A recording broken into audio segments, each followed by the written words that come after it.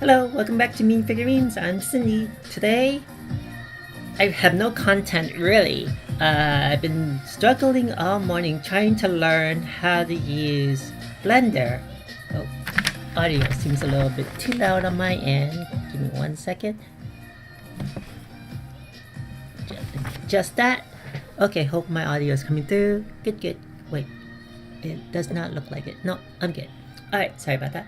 Yeah, so I've been struggling all morning trying to learn how to use Blender, and there's so many kinks in it that I decided to move to another program called Fusion 360. So I just installed it and running through the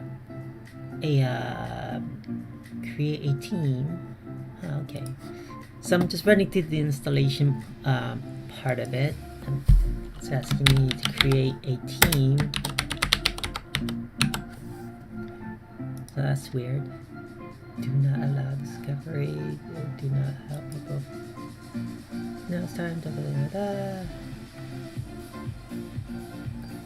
sign in Fusion 360 using a corporate email address.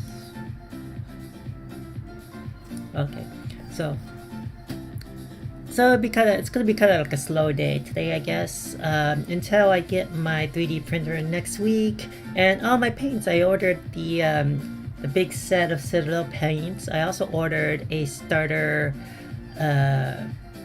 kit for airbrushing. I believe I ordered that. I have to double check. I did that like last night, and I'm pretty sure I did. Let me double check. Because I know I ordered the paints, and I ordered the whatchamacallit, the airbrush machine. Looks like I ordered the brushes. Payment efficient. Uh-oh.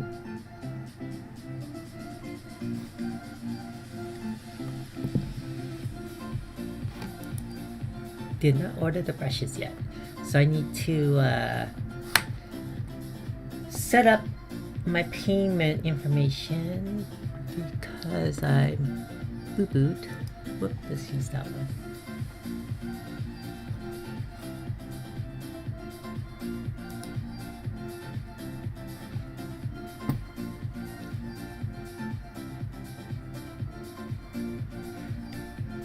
But yeah, so yeah, I was on the fence whether I should stream today or should I just take care of my reshelving and stuff. So I decided just to try to keep it consistent, and I am going to stream. Whoop, I got something on my Facebook. And so here I am. Just wanted to say hello and get that going.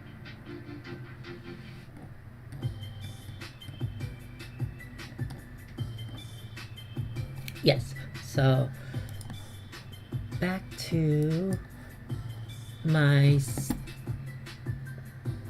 stuff here. So I'm trying to start up Fusion 360. Improve Fusion. Okay, got it. So apparently it doesn't like Gmail addresses. So I would have to give it another email address sometime in the future if I want to, I guess, build a following for this or something. Oh, but for personal use, I would not be able to use that for commercially. Refer a friend, close. Alright, so supposedly it's very user-friendly from what I got. Wow, there's so much spam stuff on this. I guess that's what, okay. Alright, that's enough. Yeah, so wow, what is that? So I guess with every 3D software, there's a huge learning curve. I have a background in 3D Max, and unfortunately 3D Max is insanely expensive to get. So I'm trying to see what I can do here. Try to create a solid. Where's my primitives? Surface create. Maybe it's create. Wow, there's so much. Hello, one viewers. Is that you, Triangle? Me. So, tools. Yeah, I'm just trying to learn how to use the software right now. I should have just looked up YouTube. Modify, tools, combine, fillet, press, pull, surface, solid, design, generative. Wow. Render, no, I just want to design. Insert, no, that's not the right one. Maybe I should not have moved into this software. It looks so foreign. Where is my primitives? Split body, sheet metal.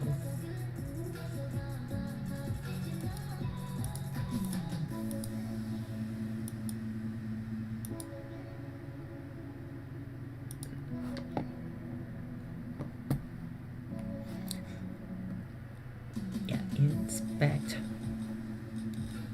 My goal today was I was going to start working on my building design and creating pretty much shaving off a facade of a building from another 3D model and resizing it to my cabinet so I can kind of build this cabinet building thing. Camera's a little off.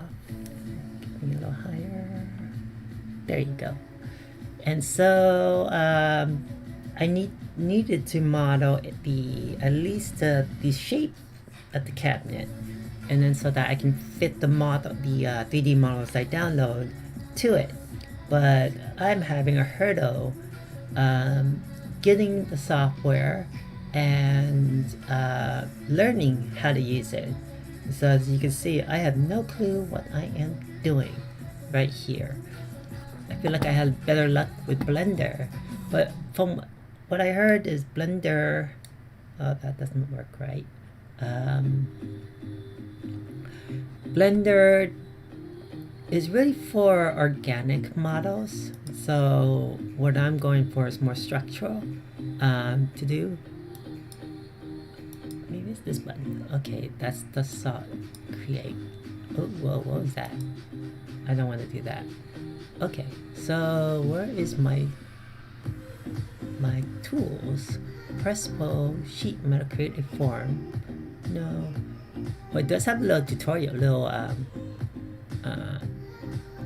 tells you little tips on what you're trying to make, I guess. But where is the... Oh, no.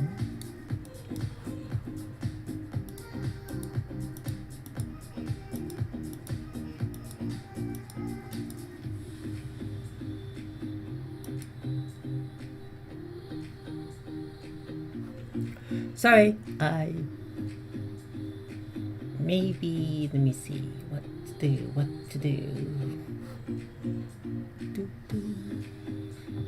Well, at least hope you enjoy the music while I figure this out. Solids, extrude, no, that's not it.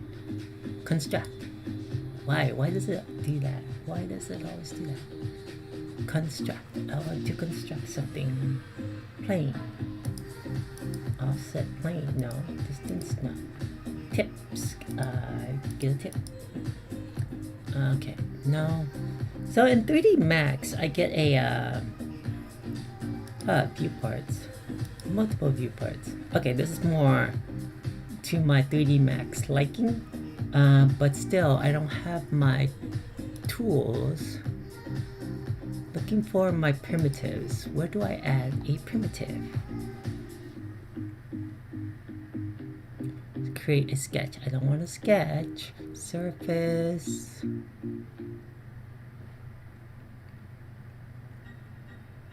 Create form. Tools. Add feathers around. Well, the biggest thing is, what I want to do first is add a primitive, so I can get that going. What is this? Oh, what is that? I just created a bunch of planes, it looks like. I don't want to do that. Wow. Okay, I deleted all that. Maybe, do I draw something? No.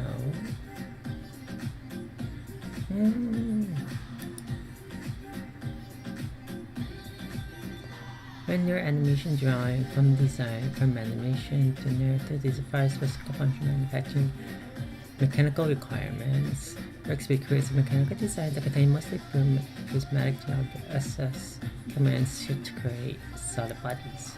Oh, maybe I have to hit some keys. No. What is this? Oh, what was that? What did I just do? No. Solid. Wow, this is just so much. It's just like, I feel like I should just go back to Blender.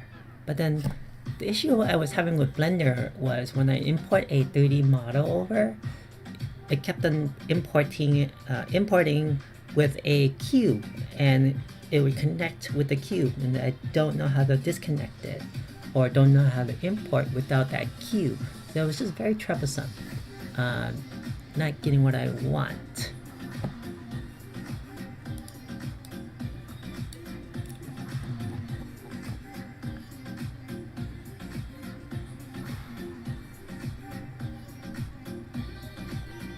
So I just wanted to probably figure this out. I wanted to say hello to Triangle if he pops on. I might just end this early because obviously I don't know what I'm doing here. So trying to figure that out, and it does not seem entertaining for you guys to watch me fumble around this software without looking at tutorials or such. Well, so many, maybe because I'm on the freebie, I don't have any options, which is not as good either. Parallel design. I just want to create something. Show me. Nope, that's not it.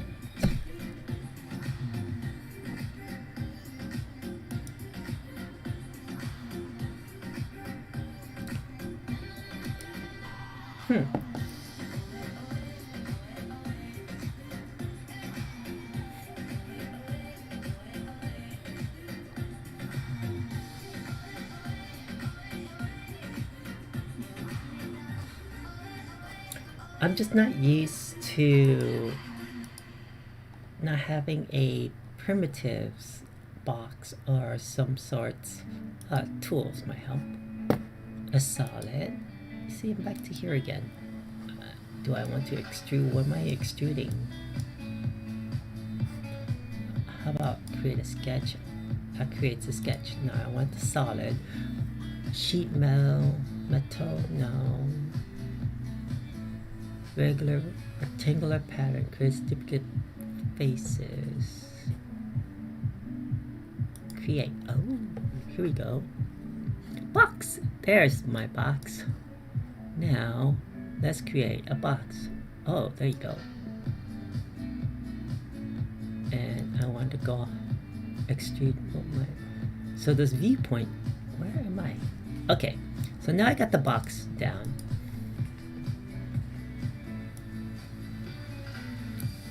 And this is how I stretch my box. So let's look, now that I got the create, alright, create, modify, so assemble, construct, okay. So the box is the first thing I'm gonna make, because that's how, I guess, the easiest way to learn something. Now I need to look at the properties, because this right now is in millimeters, and I'm so used to inches. So let me see where I can modify the properties of this. Sketch, pipe holes, extrude, create sketch, new component.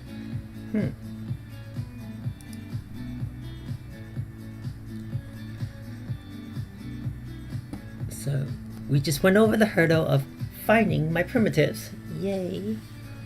I just, maybe it's this little cog thingy over here. No. Generative design can discover unlimited outcome generations, and it's like it's asking me to pay for stuff. I guess like pay for play. I guess. Tutorials, job status, new design. I just want to change the settings. Oh, maybe it's here. Whoa. Assets, admin project, my recent data, workshop events, simulation samples. No, that's not it.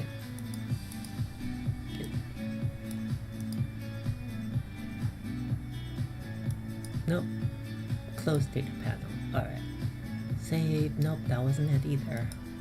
Oh, I lost my little window that showed me all the dimensions. How do I get that window back?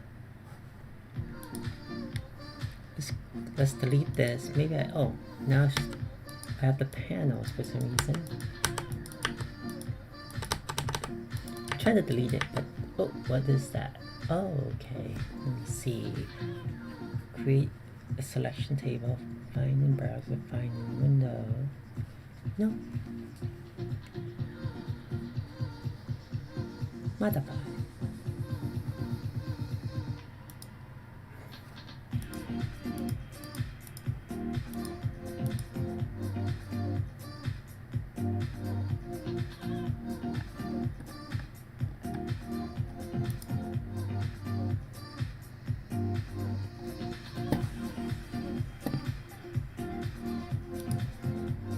Oh, there you go. I think that was it. I can extend this one. Okay, that's my original size. But I want, okay, down. That's the other side, okay. But how do I know? Objects to cut. No, I don't want to cut it. Whoa, this is just so much.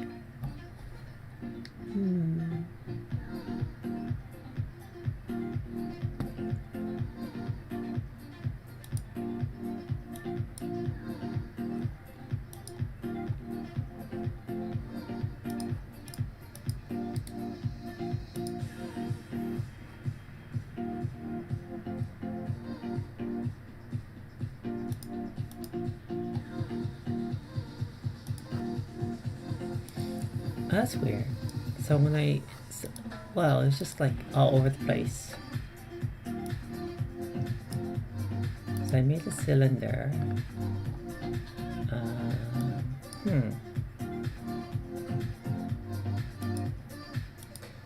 Single view. Let's go back to the single view because that's confusing the different four. Okay, so I created this, but then I lost. Oh no, okay, that's how you move it around. But I lost. Well, stop that. I like how accurate the measurements are. It's showing me.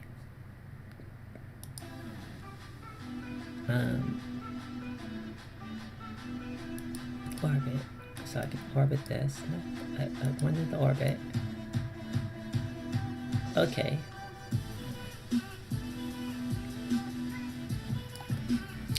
Yeah, this is just too different for me to grasp right now.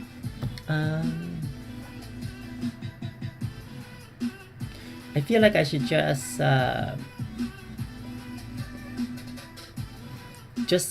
install 3D Max, use the 30-day version at least until I figure out another solution, and yeah, quickly build my my building thing what I wanted to do. I am having an issue of importing a 3D Max over to a printer software and get the right scaling.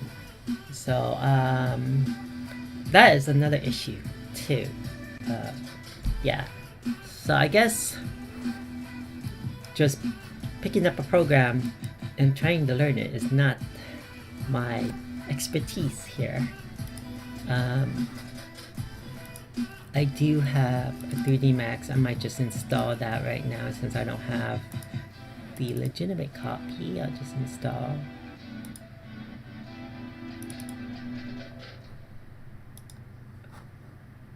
my little keychain doesn't work. So we're just gonna use the 30-day trial period.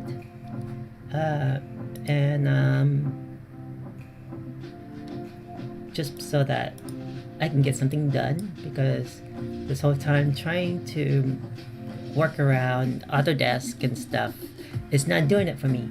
Trying to use Blender, yeah, this is what I'm talking about. What I install, I'll show you guys what's bothering me in Blender. So default gives me this cube, and besides the scaling and all that, if I delete this cube, for instance, if I import a model over, and for instance I want to import my oops, wrong one, my mech from Diva, my Diva mech, let's say, where's the body? A. Okay, I'm going to import this model, and it imports, but the issue is it creates this little box again. This I don't know what size of this tiny little box, and my model is like way over there, and if I want to move it, I have to control this box to move my model. Oh, wait a minute, this is different. Let's see if I can delete it. Yay. Oh, so that was, it came back. So that, I don't know why it's doing that. I can play around and try to unlink it. There gotta be a linking mechanism.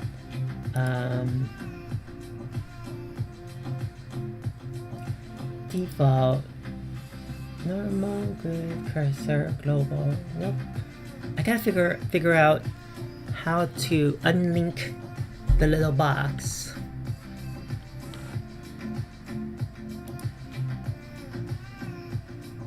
No. Yeah. See, this is what bothers me. I cannot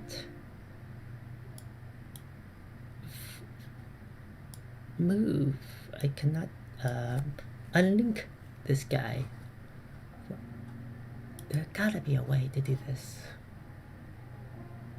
I at least kind of can navigate through Blender just a little bit now. As we install 3D Max, I'll just navigate through that and create my little cabinet. And then I need to find another software that's closer to 3D Max so I can work with it. I was watching a YouTube video. This other guy, they use what's another software called Tinkercad. Maybe I should try that. Yeah. So it's an online software. Start tinkering. Let's try that. Educator star, student star, create a personal account. Oh, let me create this real quick.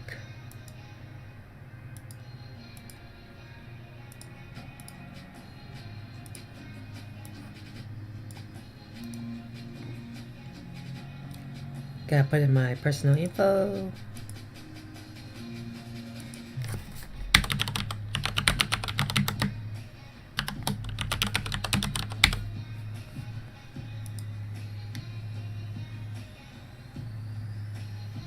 Oh, apparently I'm already registered to this. Oh. Oh, that's weird. Tinkercad is part of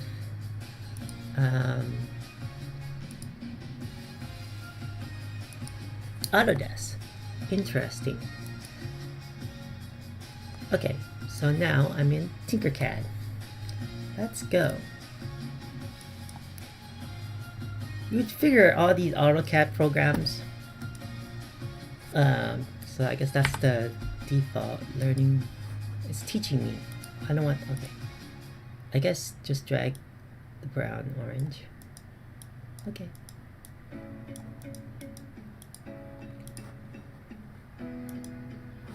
Yay. Oh, it's just teaching you. Don't forget you can move shapes by dragging them. Da, da, da, da. Okay. I want to skip this. Well, maybe I should go back and learn this later, because it is a little bit foreign to me. Alright.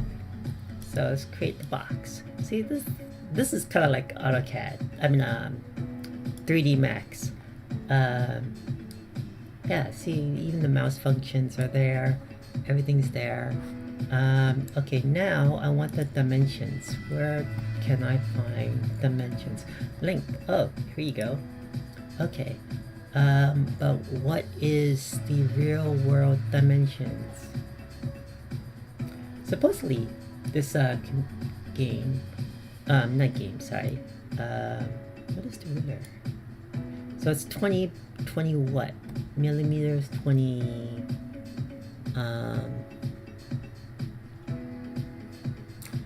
20 what? It's very basic, but it's very easy. I can put a shape in. Oh, okay, it's millimeter. Alright, so how do I change it to feet? I mean, it's a web base, so it doesn't have... I might just have to do conversions and figure that out. I think I had at 1 inch, I had it written down over here. Down somewhere. How did I write it down? Okay, 1 inch is 25.4 millimeters. Let's just do that. 25.4.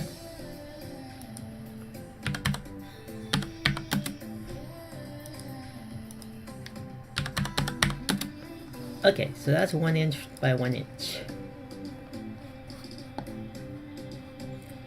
I wonder if I could import something in here. Duplicate, repeat, no. Oh, here you go. Import. Choose a file. Alright, let's go find my...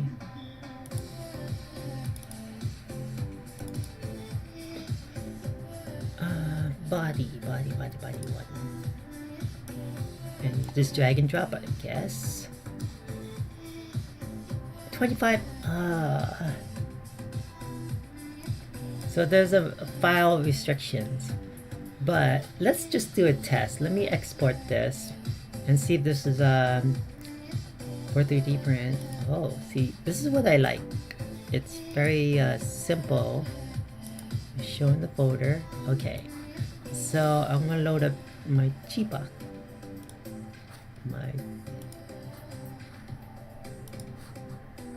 See if Autodesk is done yet. It's almost done.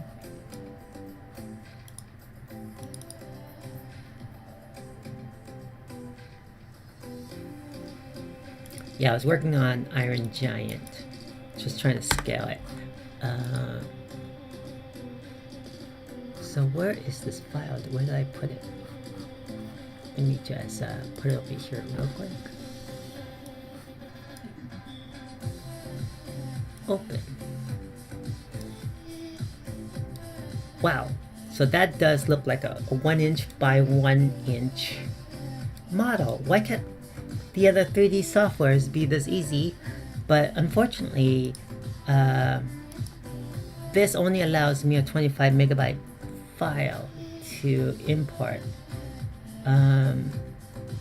which is a bummer because I'm already liking this program, how easy it is to create something and export it for my 3D file. So that was a 1 inch by 1 inch. How do I... Because I want to build something in a larger scale, and I don't think the software can do it for me.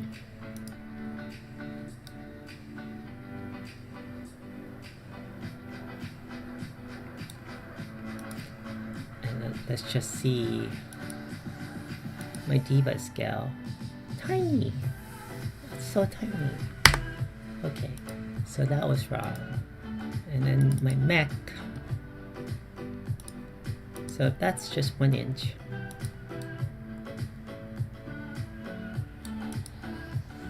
rotate this real quick.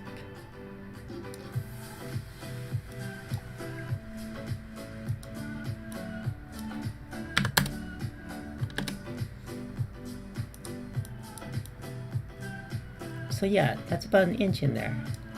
So what I did in Blender yesterday was pretty accurate. Only issue is I have to scale it up 83% or so. I think that was the formula. But we know this is 1 inch by 1 inch. And so this portion of the mech, is it? Yeah.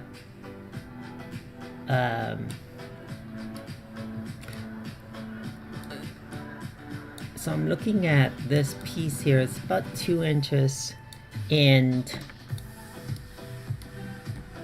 the depth of the mech is about 2 inches.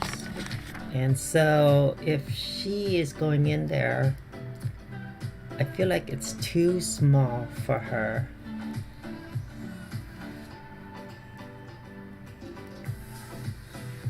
And she's coming in like so. Here you go. Let me measure that real quick. So from her pelvis to her knee is about 2 inches already. And so unless she has her like legs up like so, and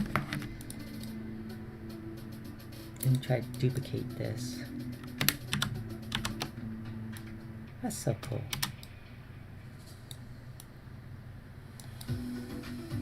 So those 2 blocks in there makes about 2 inches.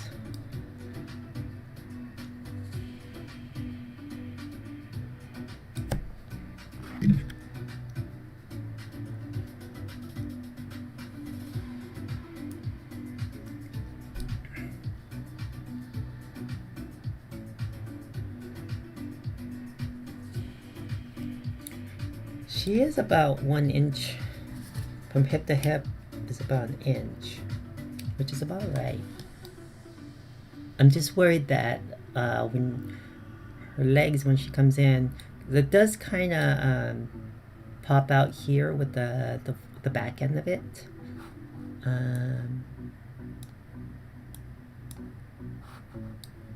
So I think this is a good scale for this figure. I'm lucky I don't have to rescale it, I don't think. But yeah, anyways, let's get back to my 3D Max. Alright, finish.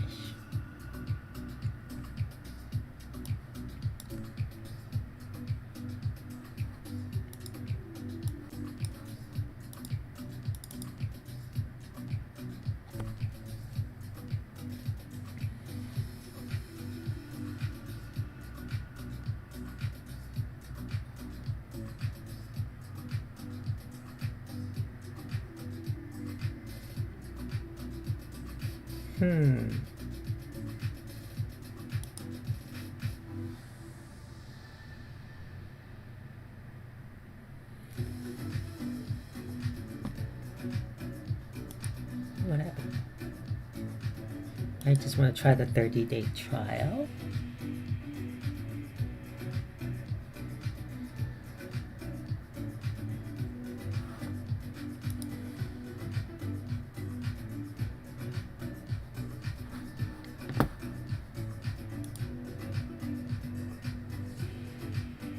Where'd it go? And what is this? Uh-oh.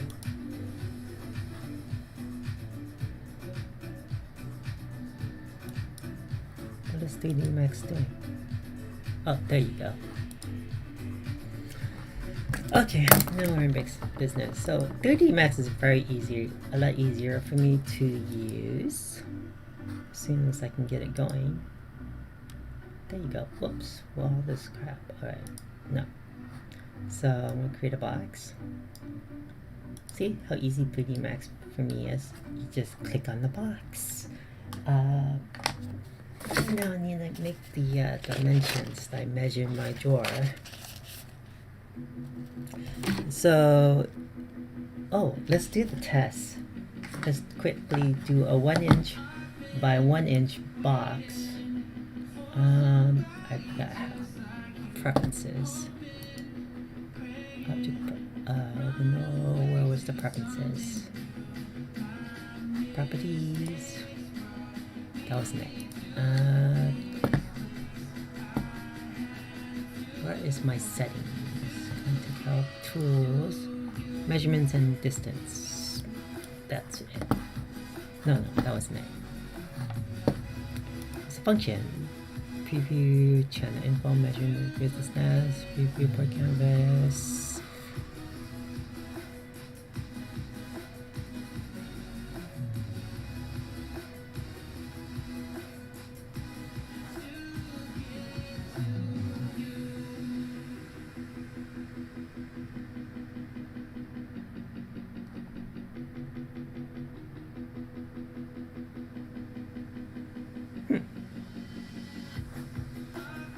Customize. Here we go. Use the customized user interface. Units to set up. That's what I was looking for. So right now we're gonna use US standard, feet with fractions. I wonder if this has to do anything with the scaling. 132, 1/10 scale. I'm thinking. Units. Okay. So back to this. Freeform. No. This is new. I never really used this before. Okay. Select object.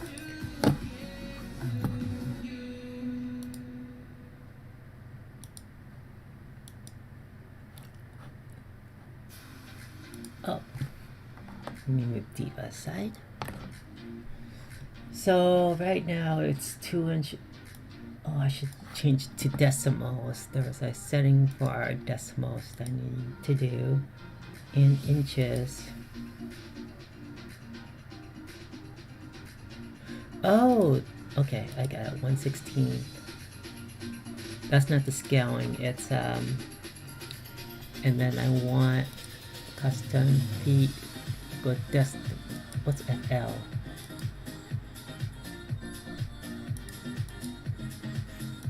That's what I'm looking for. 1/16. 1/16. Maybe we could even do 1/8. I thought. No, it's just gonna go decimals, which is fine with me. That I can understand better. And so I want 1" by 1". Well, that's 1 foot. Oops.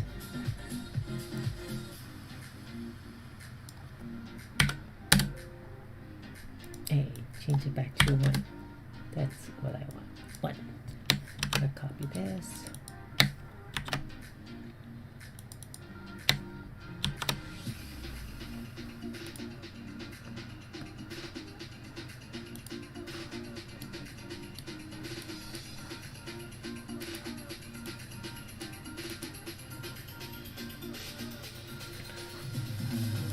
What's a real world map size? What's that do?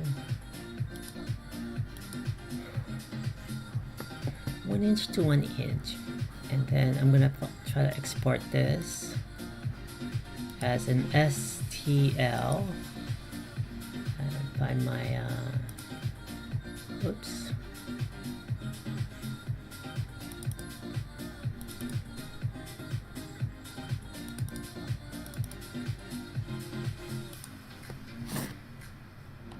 One box sample.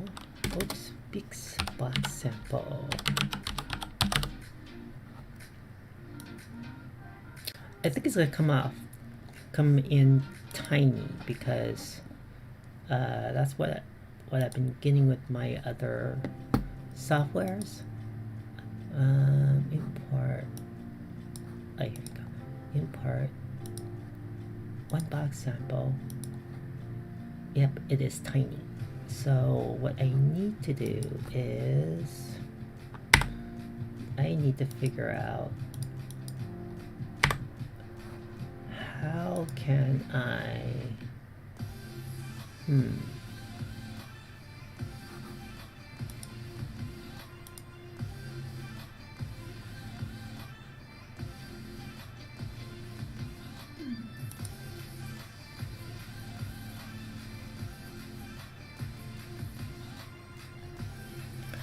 so one unit equal an inch, respective in inches.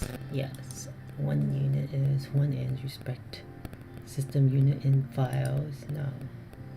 Origin distance of 1. Da, da, da. What does that do? Distance from origin. 21. No. Don't want to mess with that.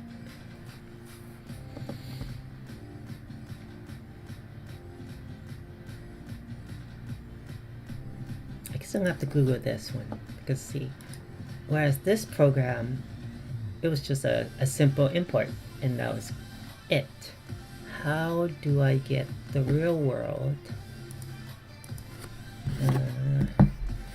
converting 3D Max measurements for 3D print? Using 3D Max for 3D print Sculptor, 3D Max to print models for 3D print in STL.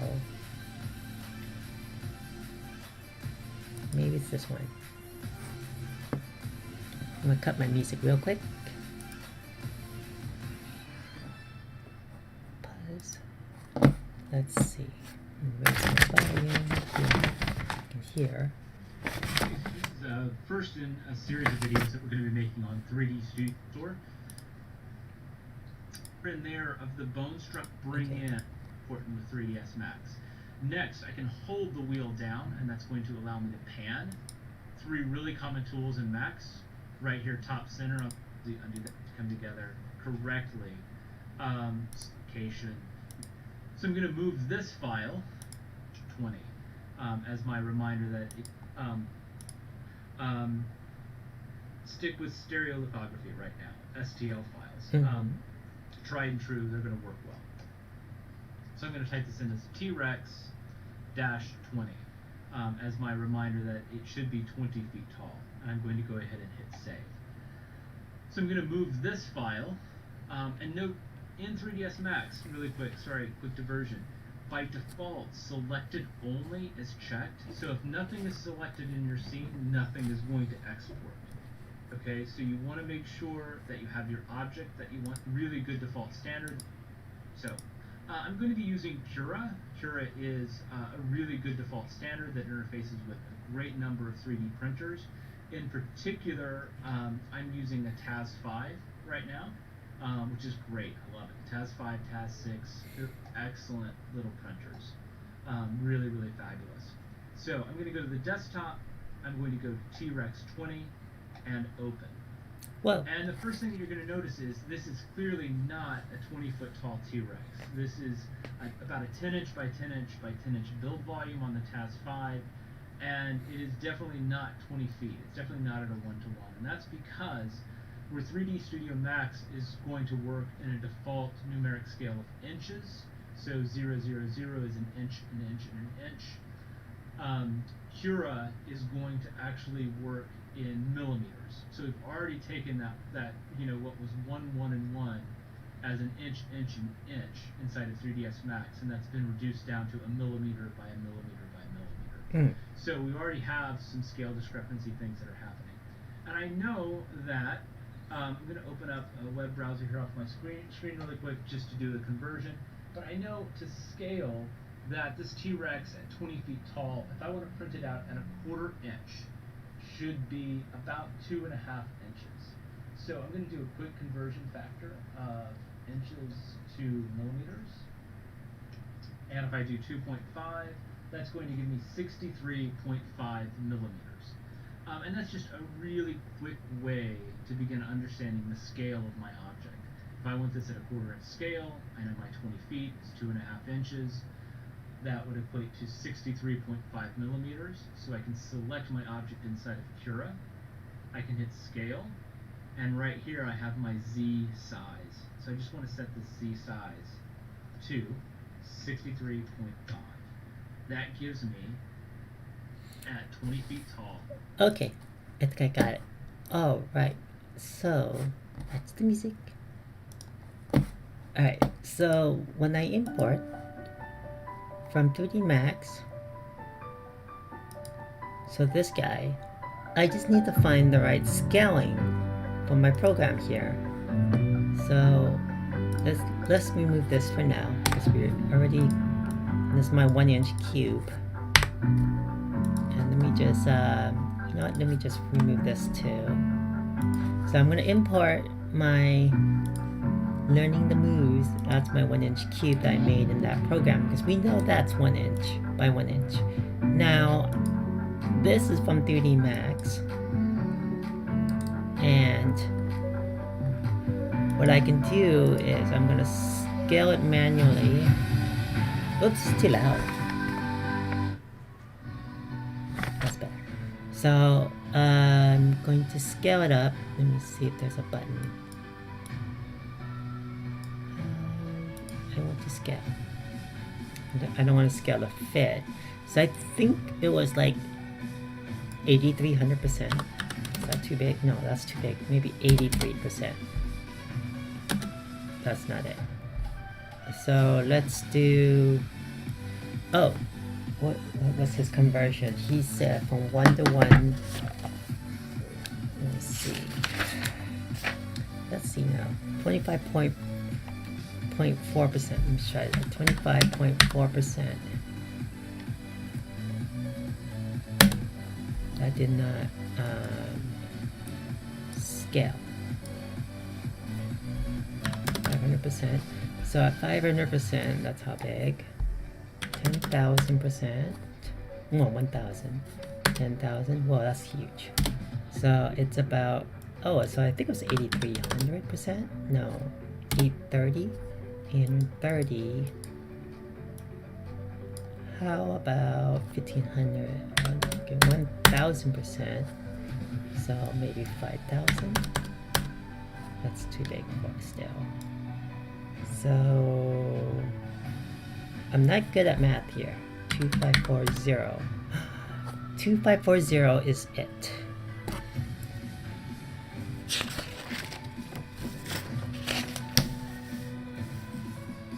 So I'm gonna write that note down. 3D Max, 1 inch,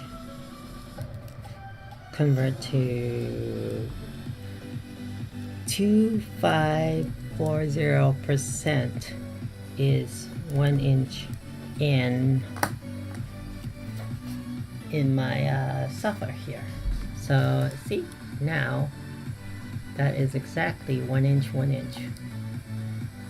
It works. Okay, so now we know that a 2540% to 2540%. Okay, so back to 3D Max. So now we know the scaling is proper. Oh, I should not have done that. Let me put that back. Hey, what am I doing? Oh, what did I just do? Okay, now I'm gonna make my my cabinet. So it's 39 inches in height.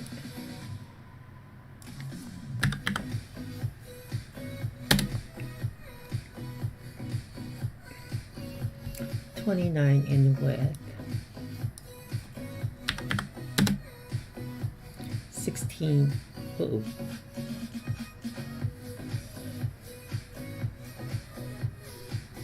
Height, width. Oh, the depth was 16. So height 39. The width should have been 16. The depth. Oops. 16 inches. That does not look right.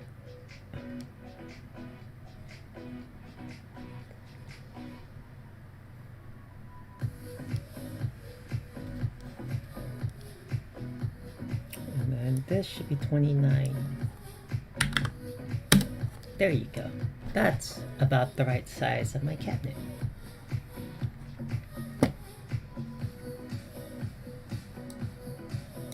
Oops.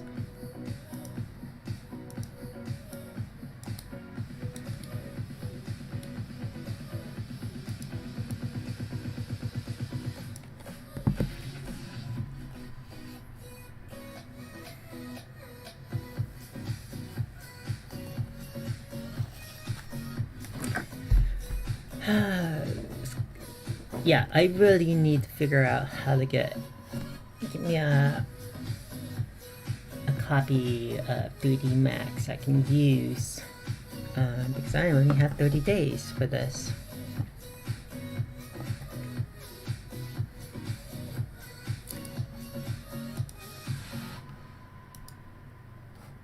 So that program was kind of helpful, I think. Let me load up my Thingiverse. Oops.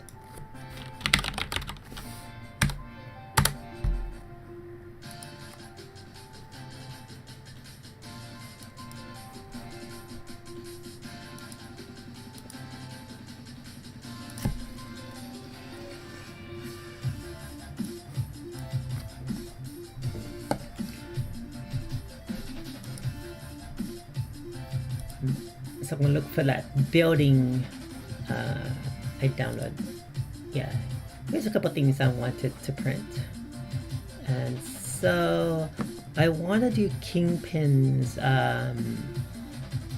office building, and so I think what I want to work with is this building. It's a tall building. It has I guess pieces. Oh, you can do this by layers.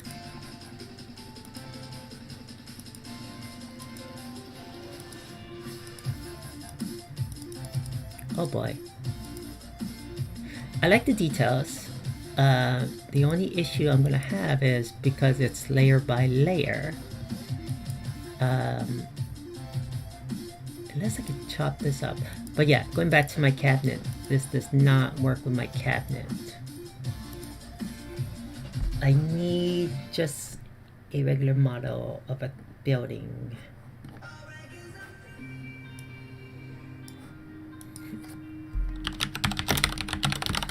Let's look for a tall building.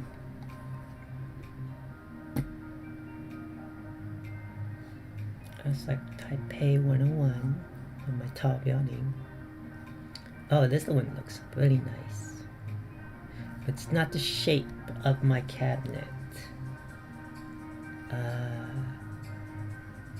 This is nice too. Again, not much selection for tall buildings, I guess. Why is Charlie Brown there?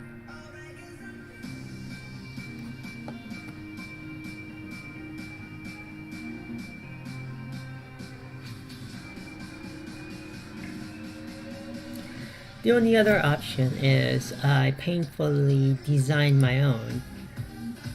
Maybe I can use the other side of this building. Let me see. It's just a picture. There's no 3D model. I would get all the windows and everything, but I mean that doesn't make it really look cool. I want like an old-fashioned, oh, kind of like this building. Maybe that's the Empire State Building. Do that. I would have to add the sides. Let's see.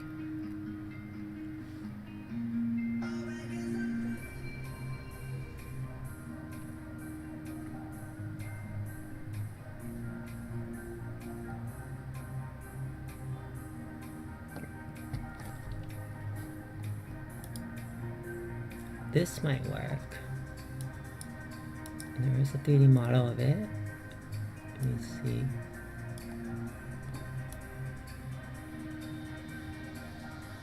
It's like an apartment building, it looks like.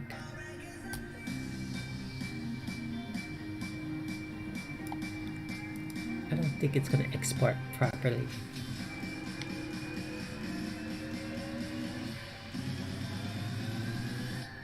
Oh! Now this might work.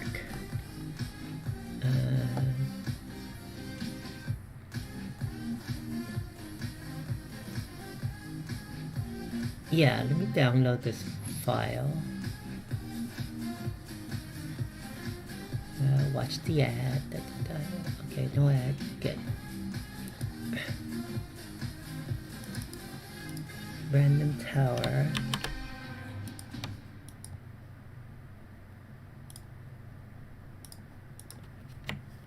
Just try this out and import that into my 3D Max. No, I need to, yeah, what I need to do is, yeah, import that in first. Import.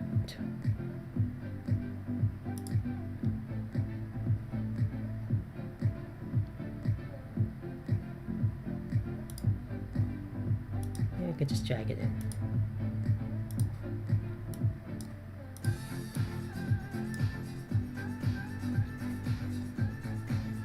I should have converted to an OBJ because it's a little bit easier for 3D Max to read. Oh boy, perfect. Okay, so, wow. Okay, let's take a look at the building. Move it. Let's take a look at the building texture. Let's see if it's what I want. What's the front door? Oh, that's not it.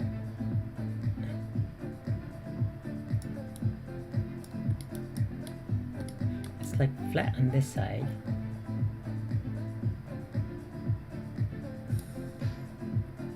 So I kind of like have to like cut a front door in.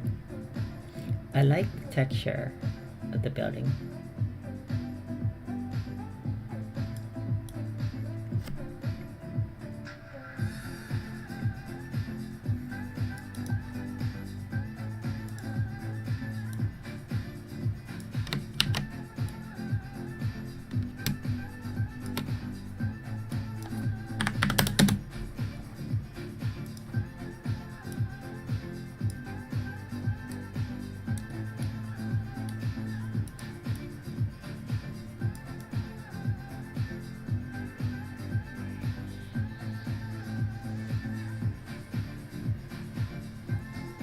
So what I'm trying to do is, I want to,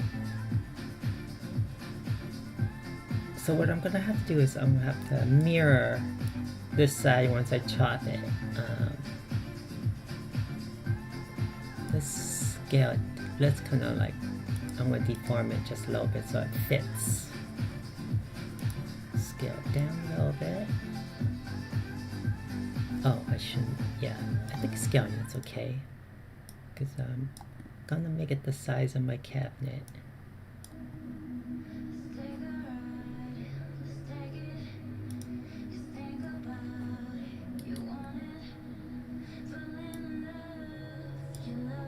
But it would help if this was 0, 0 position so I can get everything together. Alright, and then I'm going to get this one to 0, 0 position.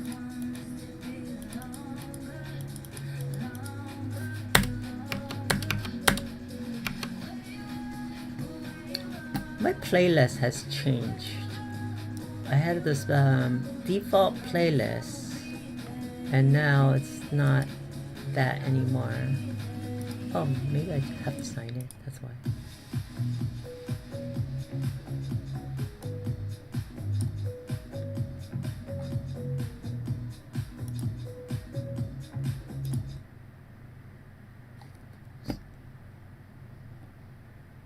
It does not look like I have my song again. Maybe there's a music that I liked. Music. My music, my favorites. Oh, it removed my favorite. My playlist, follow dollars, artists. Oh, I guess that artist removed itself. That's a bummer. I like that song too. I gotta pick a new playlist now.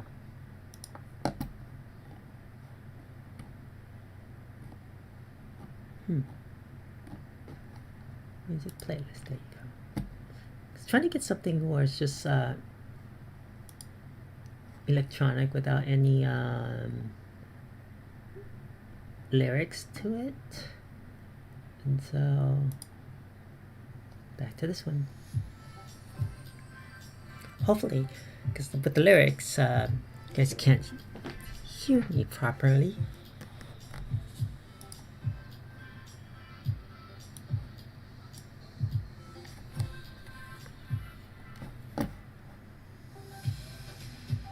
Okay, so my building, I gotta change my effect pivot only. I guess I'll keep it here. Line to object, center the object, line to world. Okay, I should not do that yet. Oops.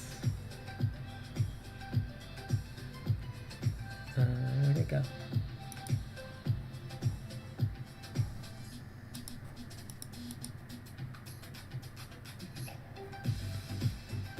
I want to move it. Okay.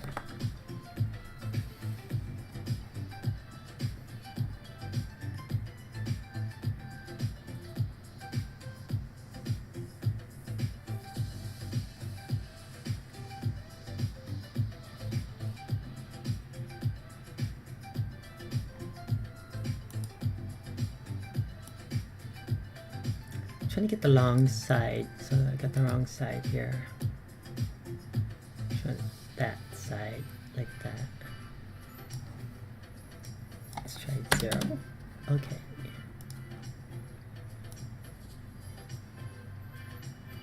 What I'm trying to do is make it fit.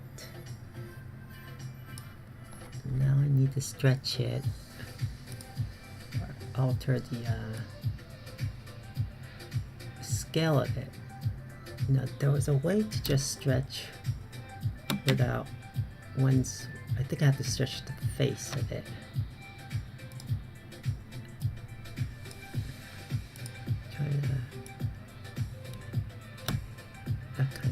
That did it a little bit. Hello, welcome to Mean Figurines.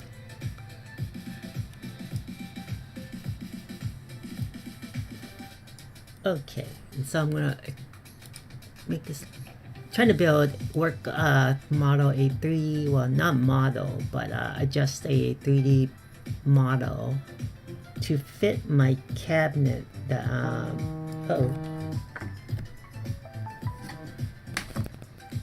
Please excuse me, I have a phone call.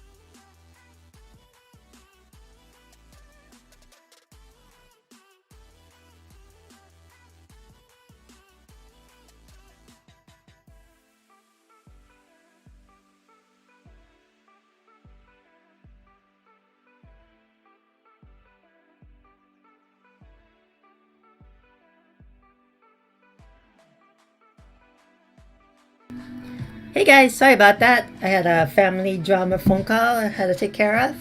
I'm back. So I'm working here on my 3D building. And so I had this brilliant idea where I'm just going to cut off the facades of buildings and stick it to my dresser that I picked up. And it's a lot harder than I thought because trying to find a building that matches. So my best idea right now is I think if I take this, export this over and just cut off the sides of the building in using another software, so I just get the facade of it and then stick that on, and I can resize that facade to any shape I want or what measurements I want. And so that's what I'm thinking of doing right now. So I'm going to head over to Mesh Mixer.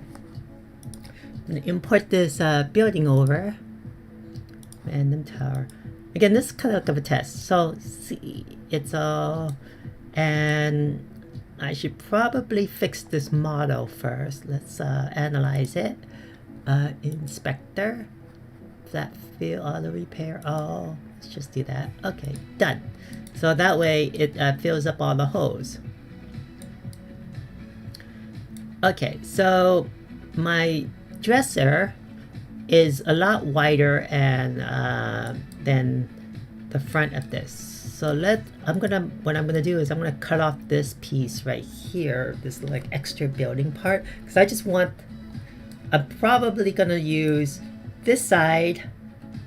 I need to cut it in a way where it yeah. Okay, so I gotta really think about this now. Let's see. Let's just start some slicing. Slice. Oh no, it wasn't slice. What was it called? It was under edit. Cut. I think it was cut. Plain cut. That's what it called. What you call it. And there's a function. Oh yeah, that right there. And then let's see. How do I rotate it the other way? I don't want to cut it that way. Oh, there it is. And 90. Yep. Triangle, are you on yet? Are you here? Hello, viewers. Okay, so let me just expand this so you guys can see better. I'm using Mesh Mixer. So I'm trying to make sure that I cut right so that I don't cut the side of the building that I want to keep. It's hard to tell. Okay. I want to cut just enough that I leave the other side of the building. Alright, let's cut and discard half. Cut and keep, we'll just keep both, and then I'll just delete the other one because I don't know which half it's gonna keep for me. So cut, and where's my object select? Oh no, that's not it. Here it is. Oh no, where'd it go? No. It's supposed to have my boxes. Where's my I did a cut. I thought I cut it.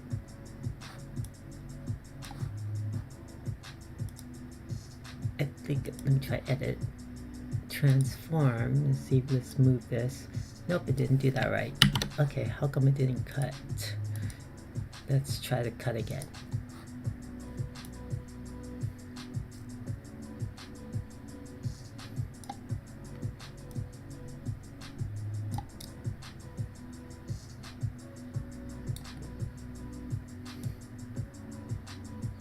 Oh, okay, that's cool. If I leave it at this setting, I can see where I'm removing. There. Cut and discard half, remesh fill. Yes, and accept. So that's the part of the building I'm keeping. And so now I'm going to need, I'm trying to think like how do I want this building to be. I think I want this to be the front of my building. No, I can't do that. Let me see. This definitely has to be the side. So if I want to keep this part as the front of the building, I'm gonna cut it from this kind of a corner piece. I don't know what you call it right here. And make that bigger. And then when I do the sides, I'm just gonna cut from here back. And I can't use this side. I'm gonna have to duplicate and mirror the sides. So let's do that now. Let me cut this again.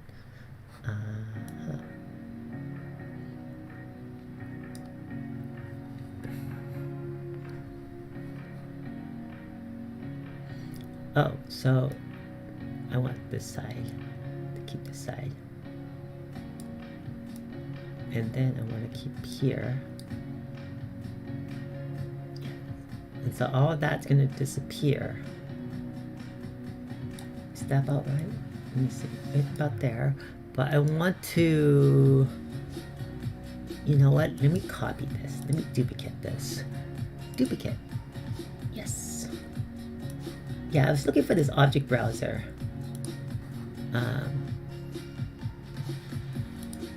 Transform. Let's move it aside. Make my duplicate. Okay. Accept. And let's go the first one.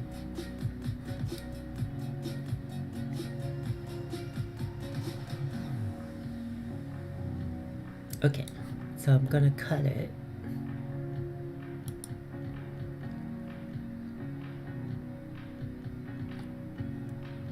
Hey Facebook, welcome to Mean Figurines.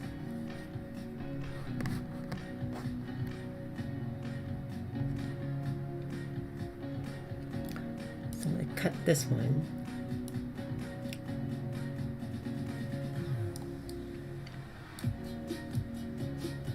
Right there. So I'm just gonna get the front side of this building, and I want to discard half. Perfect.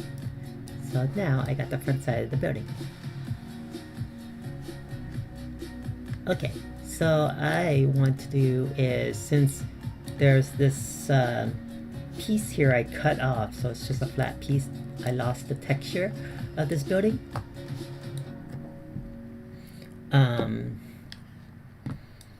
So I'm going to cut this in half and mirror it so I can copy this side. So let's do that. And cut again. Your Mesh Mixer is a pretty easy tool to use for 3D printing, but that's all it's really for. You try to do, it looks like yeah, it's perfect in half. So we'll cut that off. Yeah, you can't build from scratch with Mesh Mixer. At least I tried. You gotta import something over. So far that I know. Okay, now I'm gonna mirror this. Oh, what happened? Wait. Okay. And if I mirror it, oh no, I have to duplicate this. Duplicate, yes. And then mirror.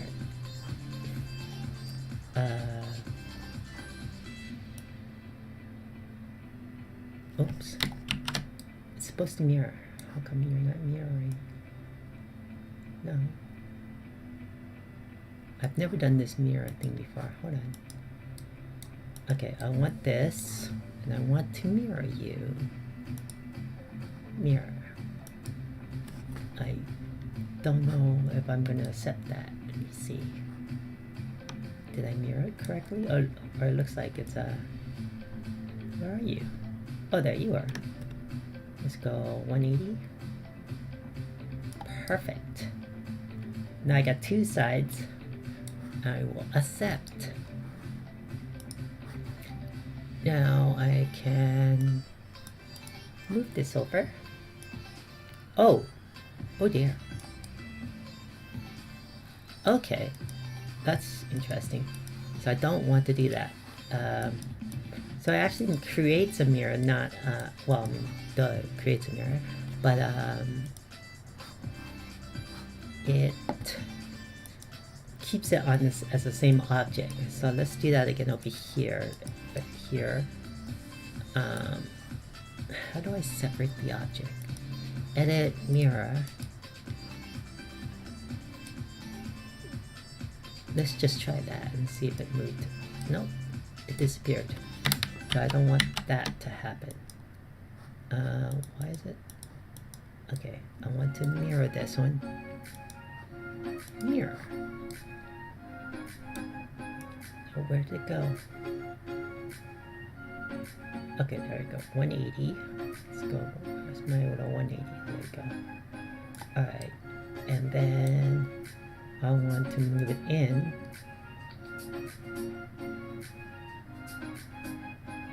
By 13. Minus 13. Minus. Okay, so 0 is right over it. So I just need to. I just want it to touch. I feel like I need like a 14.5, 12, 13.5. 13 is just barely hanging out. I wish I can adjust the numbers here. No. 12 seems like the right. I wish I can adjust it somehow.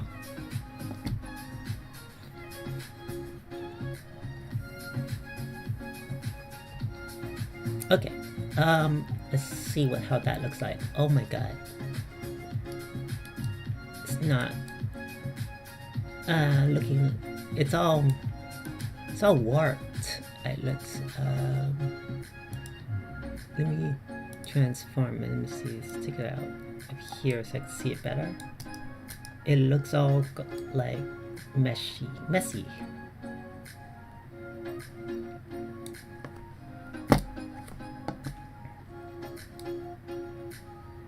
And it's missing something up there.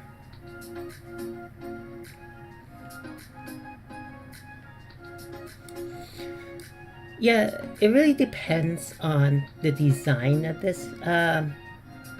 Whoever designed it, I feel like I almost have to do this from scratch in 3D Max and design my own building. I'm not an architecture, so it'd be a little difficult for me, I think, especially all these holes and everything. Yeah, I'm just having a hard time today. All my ideas are not executing properly. Let's just analyze this model and see what happens. Let's move it real quick. I forgot to hit the set button. Let's move it over here so I can see it better. And let's analyze this model. Inspector is going to tell me there's a lot of holes and oh yeah, inspector and repair defects. Flat view, I'll repair all. Done.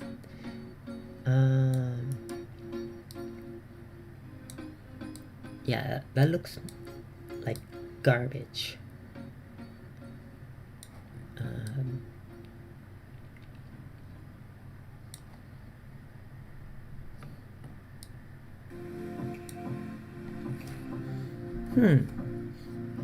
What to do? What should I do if I want a facade of a building and I don't want to build it from scratch?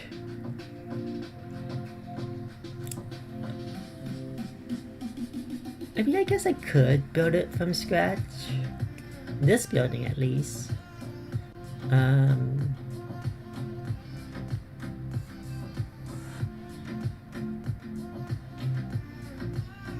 Yeah, I was hoping not to. There goes my brilliant idea of this plan, making dioramas of my buildings.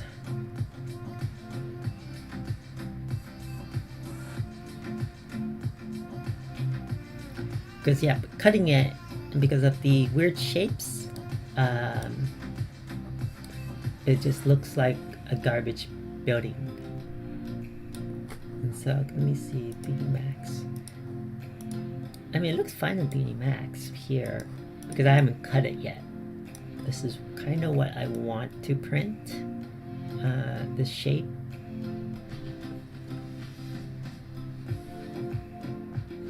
Or maybe I should like stretch it more. That side is a no. I guess let me see, what can I do?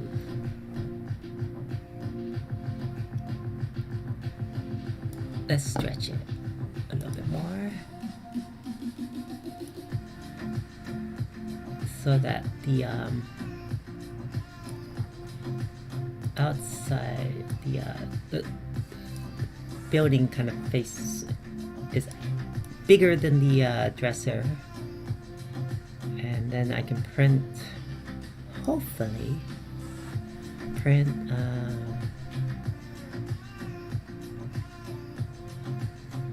let's see, it's gonna take a lot of printing.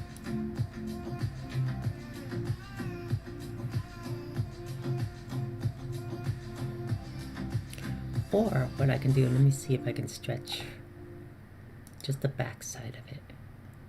I don't think so. It's just going to be bigger. Yeah, I have to stretch the face. So that's where I want.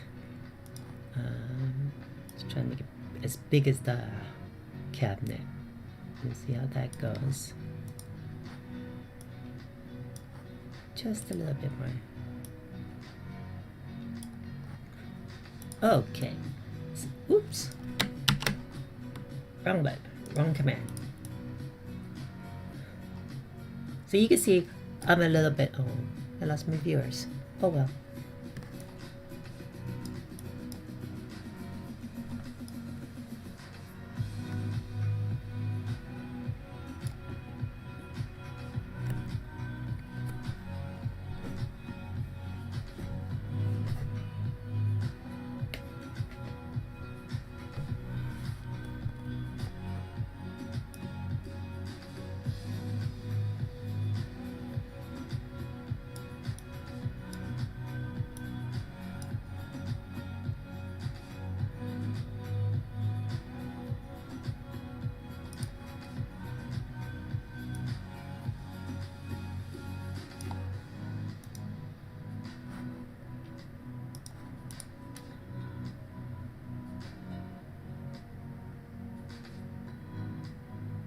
Still cutting in a little bit.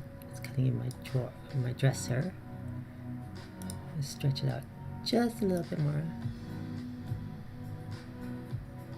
And here a little bit more. There. This should be a little bit fatter. Let's just make sure in the viewport. See where it is. How massive is it? So my dresser is right there. So it's already, what I forgot to scale was the height of it. So I think the height is a little too big, because you can see here, right? Let's see if I just bring this down. Oh, wait a minute. My bad. I'm not even sure that was the height. Because we're looking at it from the top. Oh, so the height seemed no. So if I bring this here, see that's the height of it. Which is a lot bigger. Let's see. Yeah, that's a lot of printing for me. I just want the facade of it. So let's bring it back. Let's scale it down just a little bit.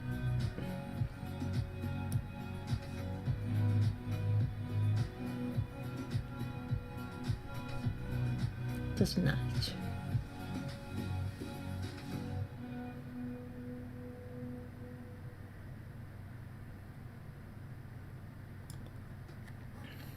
Okay. Let's take a look at this viewport. and so it's just kind of clipping.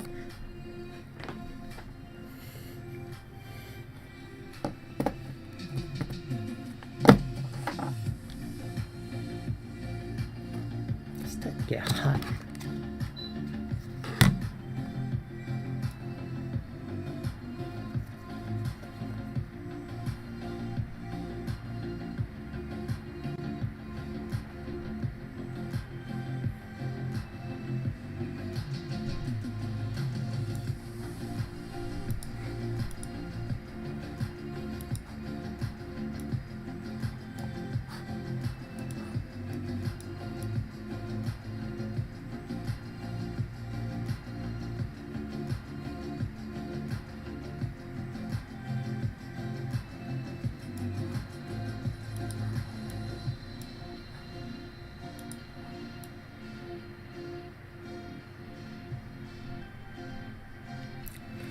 So how am I going to cut this properly? I don't know.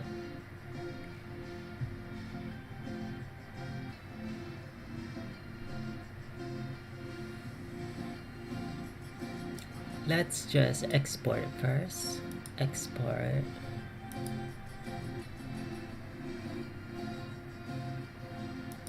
It's called Tower 1. Tower 1. Yep. Selected only. Yep.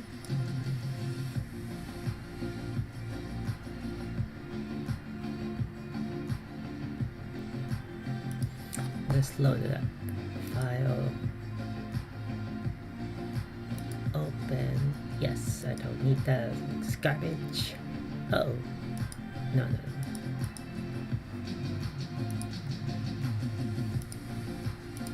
Let's try Tower 1. Replace. Okay, so that's my building. It's really small.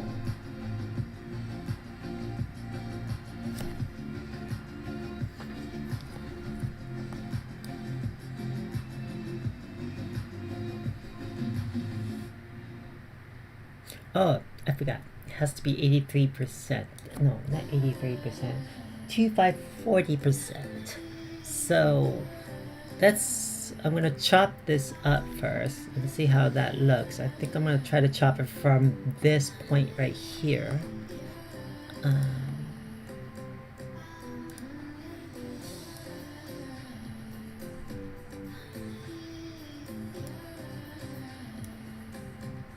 want to keep the side 180.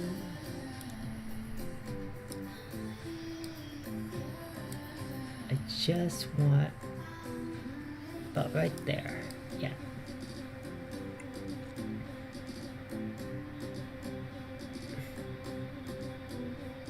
Yeah, so I have this model, so I'll just bring it in again. Remesh and fill, minimal fill, fixed fill. Let's try that. Okay. Oh, whoa, what is that?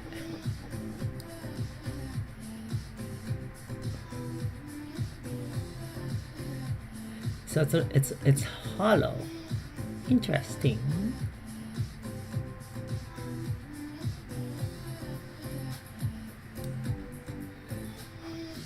So how do I fill this thing? Let me go back one. Fix fill, minimal fill, remesh and fill. That's how it'll look. And yes, accept.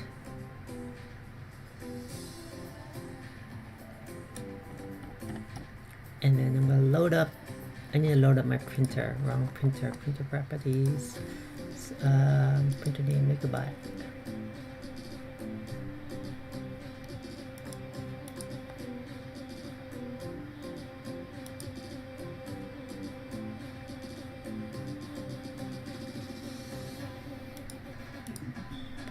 Let me see if I can find my Megabyte in here.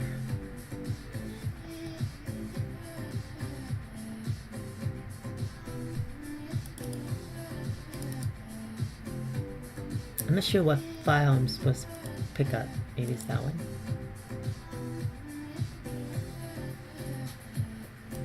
printer software name. MakerBot. Let's see what that happens.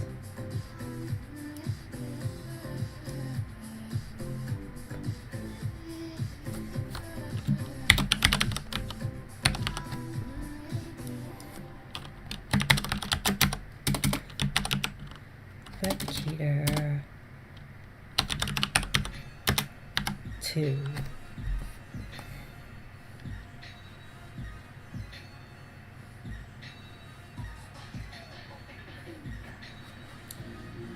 It used to be a function where it so that didn't work.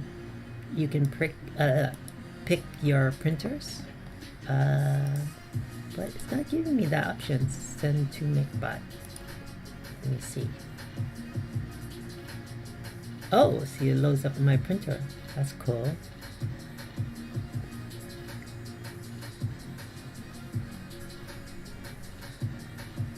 Let's see if it loads in here. Nope, didn't load. Load. I just opened up my my printer. That's not what I want.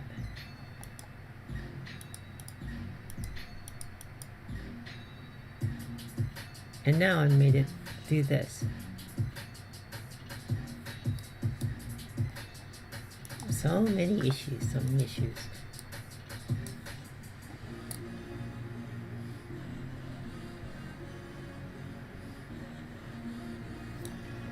So I got my building facade right here. This is the front of the building.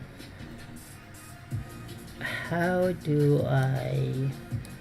This building has no doors. So that makes it kind of weird.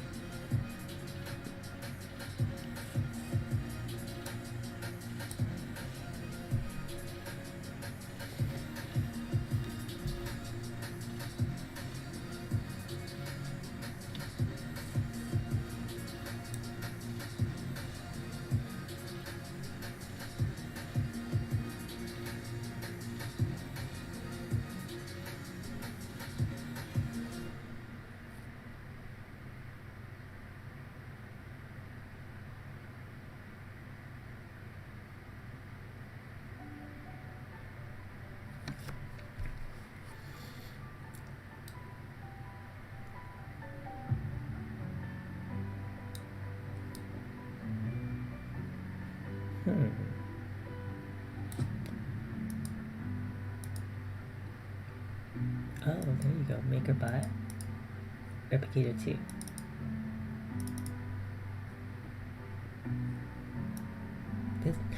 Doesn't have my Phenom in here. Okay. Let's see. I don't want to send to MakerBot. But I just picked my MakerBot 2 here. Printer preferences. There you go.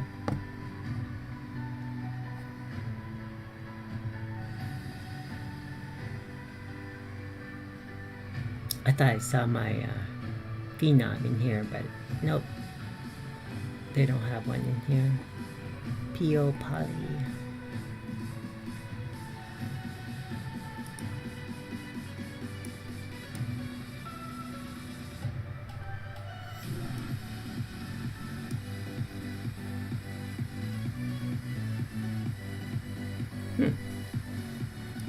No, I want printer preferences.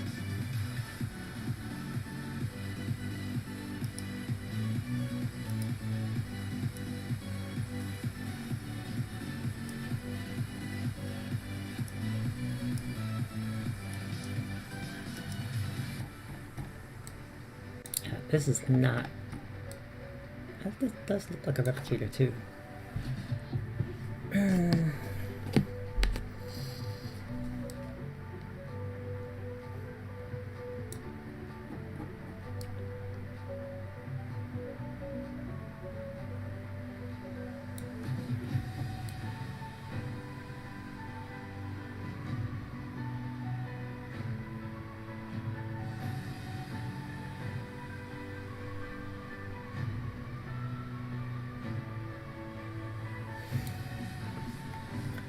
So what I'm trying to do is I need the specifications of the MakerBot 2, so I'm gonna have to look that up.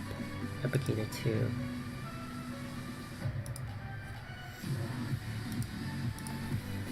I feel like I should just make my own building instead of just cutting it up like this.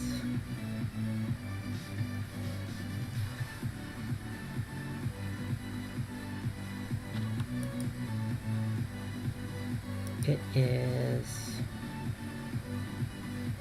What are the specifications? There you go.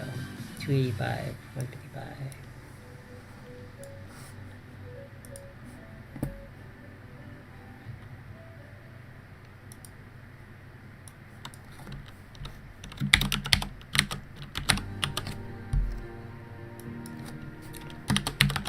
Layer 2.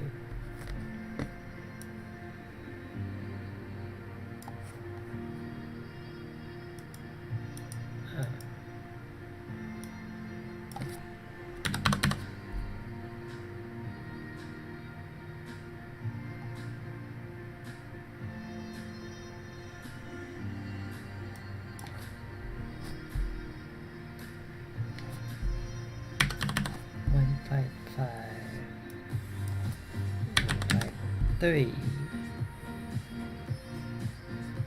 285.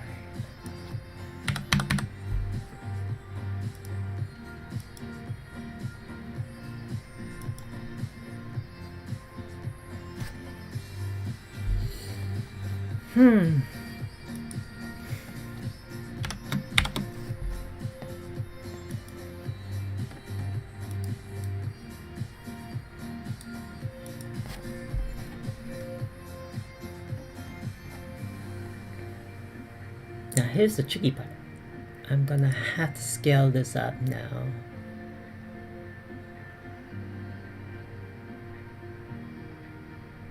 Transform, and I have to scale it up by uniform scaling. There's no percentage. Cause I gotta go bring it up to 40%. Oh, that's a troublesome. So I'll have to export this. Let me try exporting it. Export as a STL.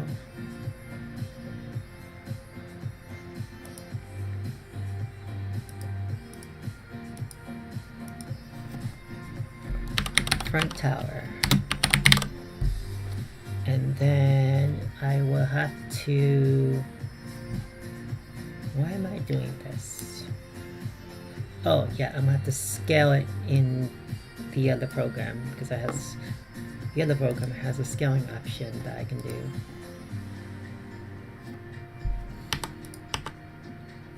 Let me just add it. Tower front. Okay, I got that down. And then I have to scale this thing to by 40%. Yes. It's big. So the Phenom can do part of it like so. And then I want to export this. Open export, save file, redo. Is there an export function? Settings, no.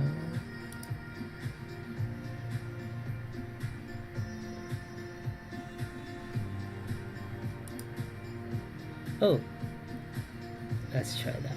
Front tower. Yes. Now I got the size I want. Very big. Alright, let's remove this guy.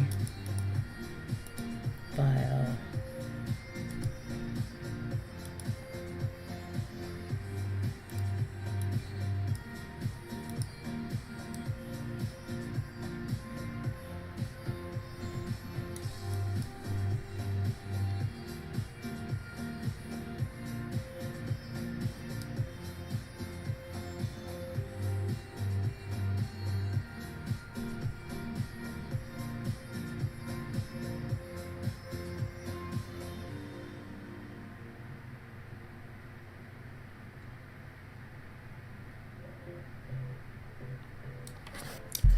I really think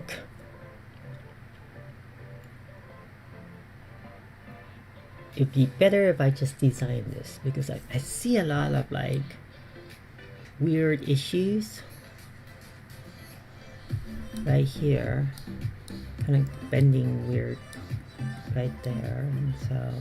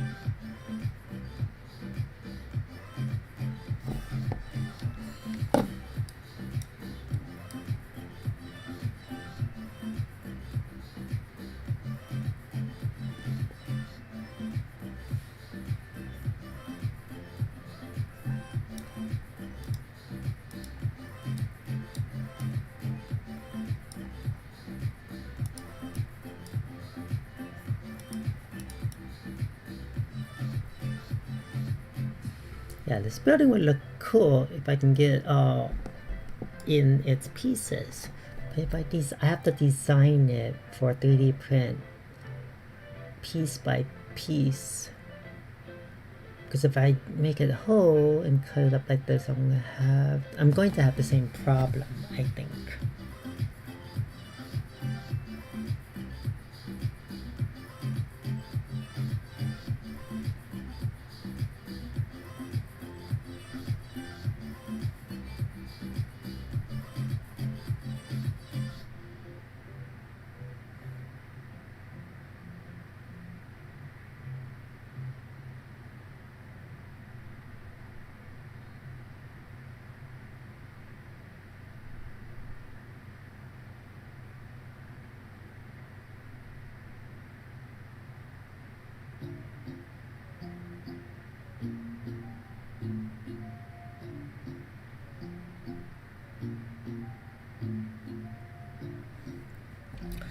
So this idea is not working out too well for me.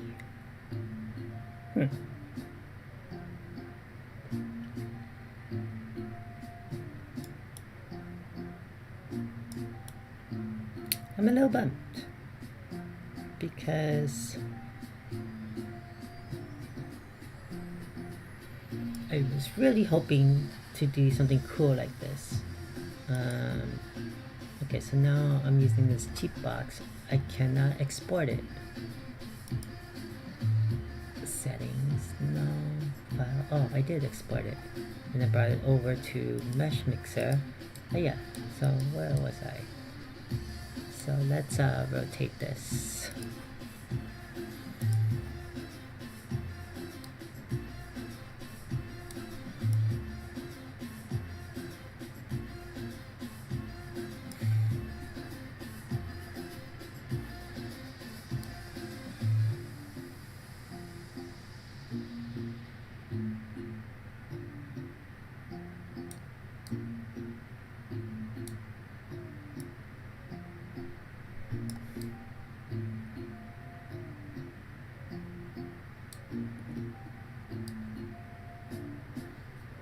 If my measurements are correct,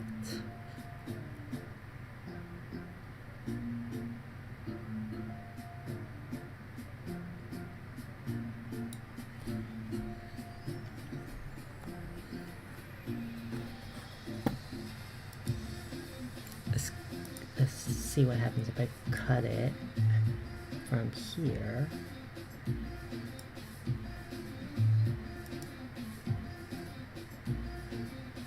Slice and keep both, remesh and fill. Okay. So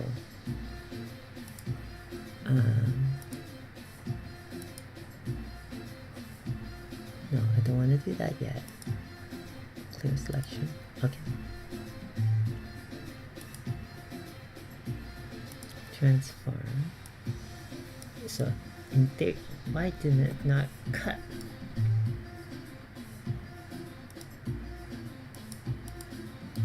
It was supposed to cut, and it didn't cut.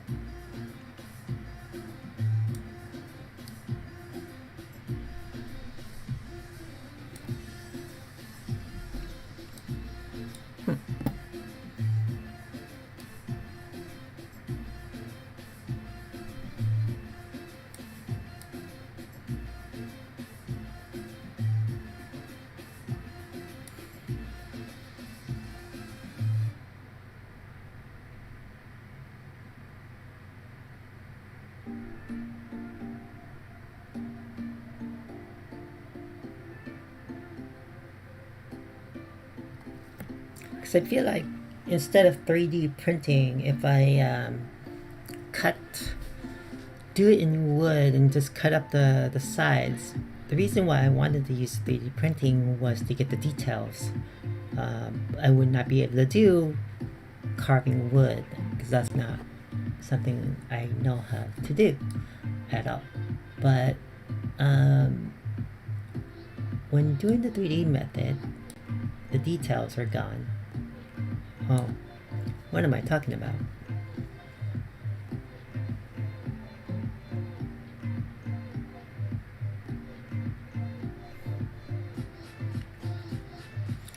I guess I'm just a little tired right now and nothing is working out for me.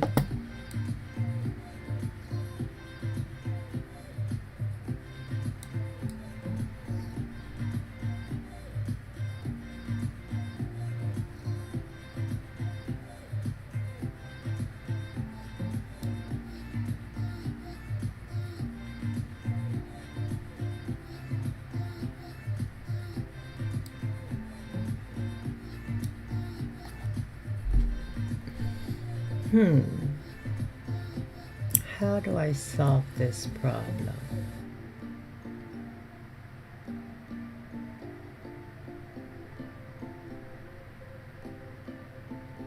Hey Triangle! So it's midnight is when you log on. So I gave up on Blender. I just could not use it. So I downloaded 3D Max and I'm on trial version. You are a proper night owl. Don't you have work tomorrow?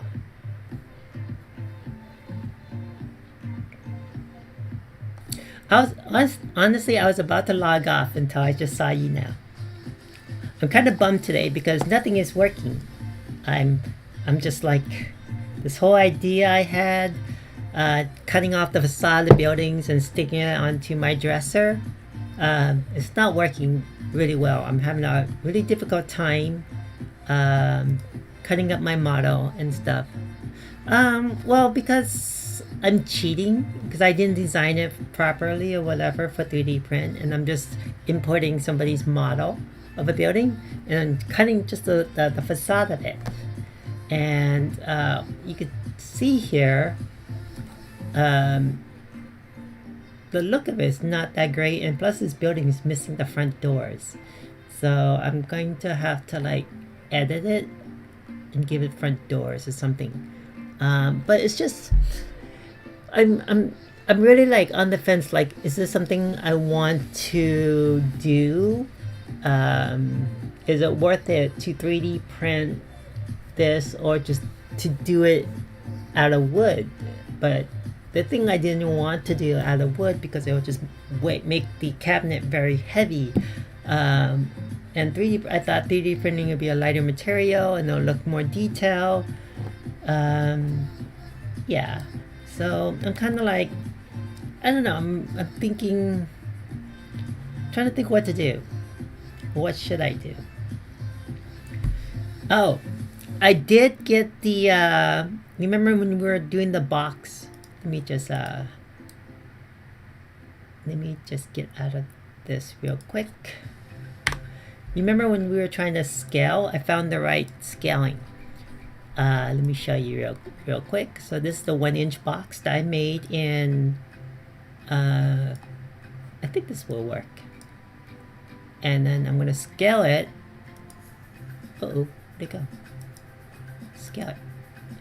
So I have to scale it 2,540%. And that, uh-oh, that should have done it.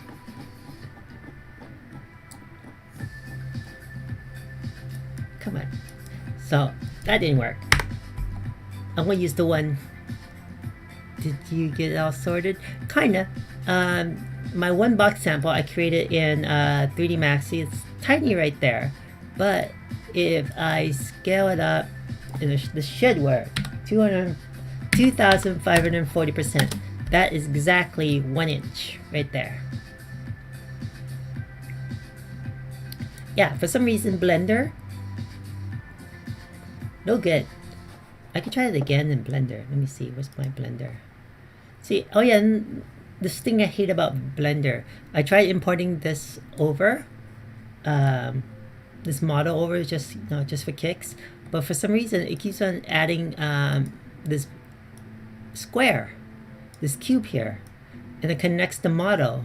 So I can't get rid of it without getting rid of the model, and I can't I have to control this guy. So I don't know why it's doing that. Is it connected? I don't know how to disconnect it. So yeah, after doing this, I got kind of fed up, and so I ended up downloading 3D Max, and here's my 3D Max. So I was able to make my dresser size, and I was trying to size up this 3D model of a building, so I can just cut the facade of it, the side of the building, and then print that little piece by piece and stick it onto my dresser. But as you cut the models, the 3D model kind of warps. Yeah, well, the thing is, I don't know how to cut properly in Max. It's something with the modifier. Let me see. I think there was I forgot what it's called. Was it the cut tool? Poly select. Slice. I think it's a slice tool. Okay, so how do I slice? No, I don't want to slice it like that. How do I move the slice? I'm moving the object. This thing. No, I want to slice. Split, mesh. Remove top and bottom. No. Faces, no. I kind of no, I don't want to do that. No. Refine mesh. Oh, there you go. That doesn't do anything. That just spins it around.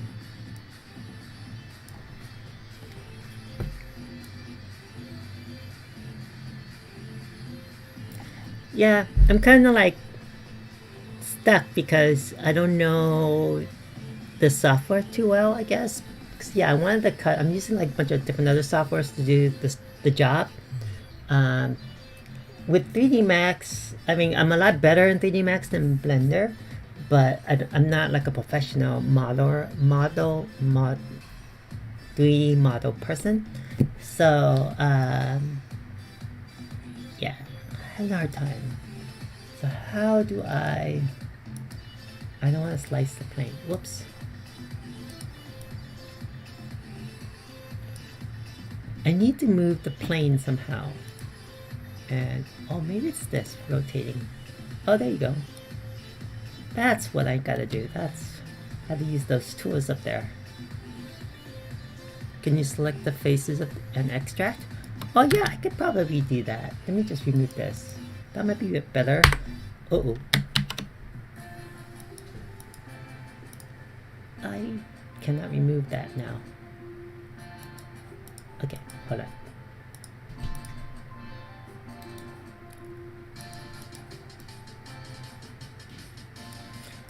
So I'm gonna select the face of this one, I better use this side.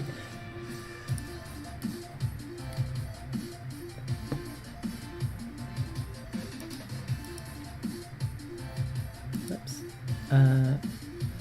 Edit mesh.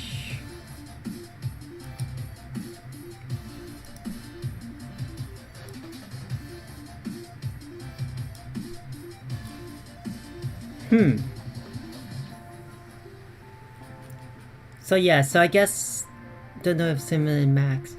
Yeah, I'm gonna have to pick. Ooh, I shouldn't have done that. Oh no, I should not have done that either. Hold on, let me do that again.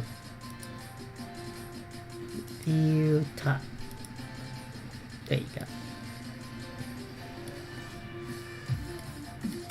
So I'm going to try to select maybe this. That looks a little bit better. Because it's going to collect, see how this triangle here is kind of in the front of it? It won't cut it the way I want because it's selecting the polygons. Oh no, it needs optimizing a tiny bit. Yeah, you're right. I'm trying to find an easy way, a quick and easy way. It does look easier this way. But I don't know how to, I don't want to, oops, let me blow it up a little bit. I don't want to, yeah, I don't know how to, do I add, something here? I think I'm way over my head on this, or way over. What about if you select the top half of the model faces? Yeah, I can do that. Let me see. Like this, piece by piece. Because yeah, it's these pieces right here. I don't know how to cut that properly.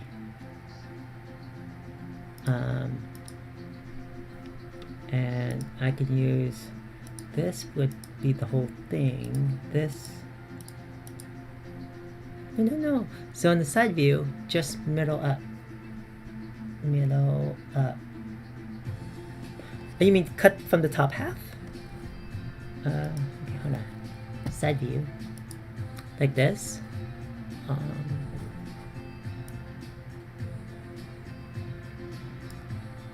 Well, see, there are, I guess, long shapes.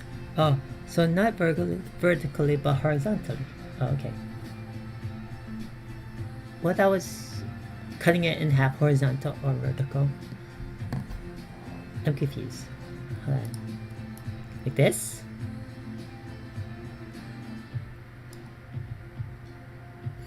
It's the long pieces here. See, what I've been trying to do is I want to do what I did here in this program. See how I cut the just the face off?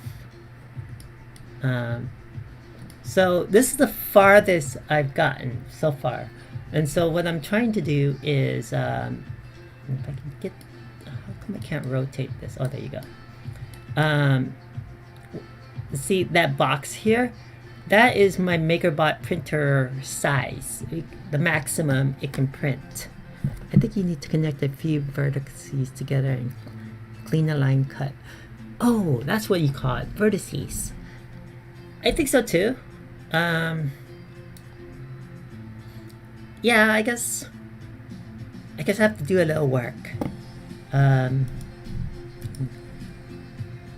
Let's try that again then.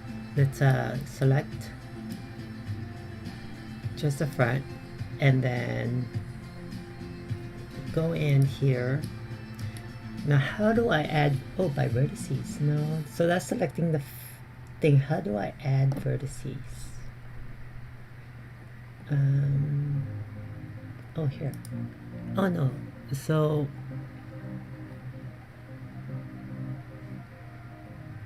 no, that's selecting vertices. But to be frank, you could always make it from scratch with cubes since most of it would be copy and paste. I was thinking that too. Yeah. But I'm not a designer for buildings. I'm not an architect. I was thinking of that too, and that might be the better situation. That way, I can actually design it to the specs of my printer, so I don't have to do any cuts or anything. Yeah, I was thinking about that. That's gonna take forever. I was trying to do this easy, um, cut up a design, print it, and then make it, you know, in real world, I guess you call it. But there's no, I guess, there's no quick and easy solution right now. I was hoping for one. Um, really? 3 hours top? Make a building? I guess for you, because you're an architect. I mean, I could attempt to do that here since I'm... Alright, let's get rid of this guy. Oops.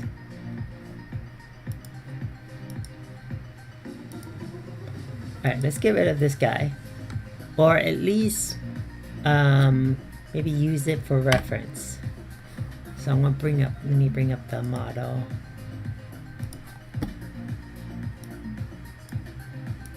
Okay, so this is my reference. It's a really bad reference.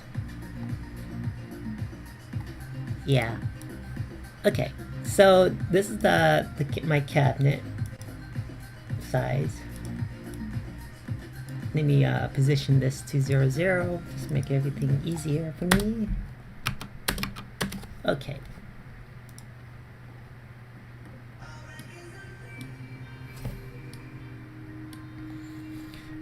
So let's start off, because all you need to do is one side and then you can duplicate, snap, true. Well, the sides it's not a perfect square, it's like a rectangle. So, but you are right though. Once I create like a certain design, I'll just copy and paste, right? So I think I should just design, well, the first floor is kind of different. But the second, after you pass the second floor, is just like windows. And so let me, I guess, design that together. So I'm gonna create I want to create like the double doors as you go into like a major office building. And so I think my figures, when I measured the dresser, it was about 7 inches per shelf. So I think, and 6 inches is pretty, I feel like I need 7, but it's not gonna fit right. No, actually the bottom, long story, I have room.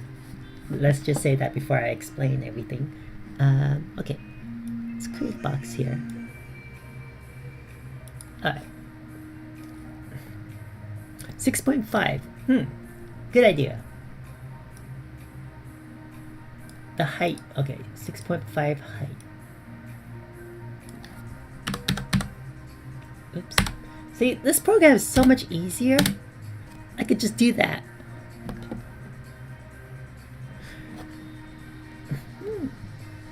That is like, you know, like a dresser, right? Let me see. This is what I mean.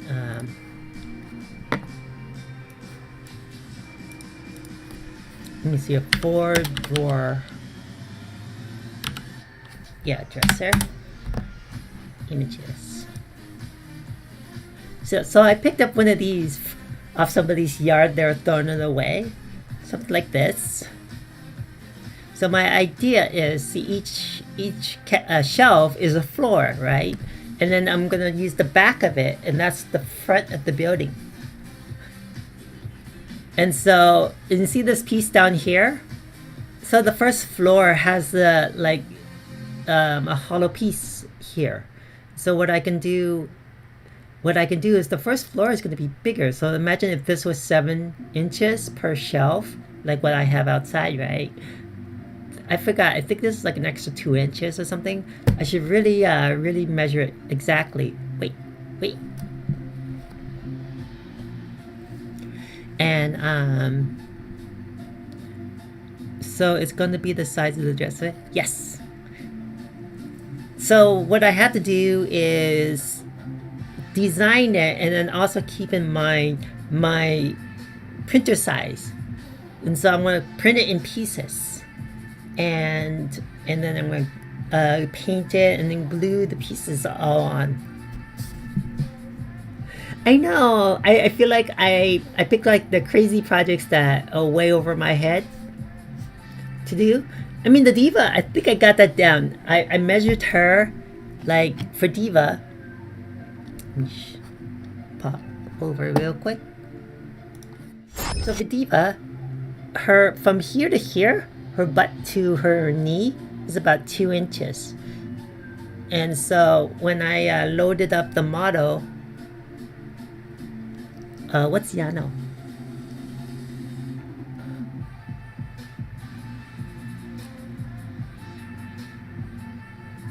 Well, why not Yano? Oh yeah, I did find her hairpiece too. It fell into my little bag, you know. Yano. No clue.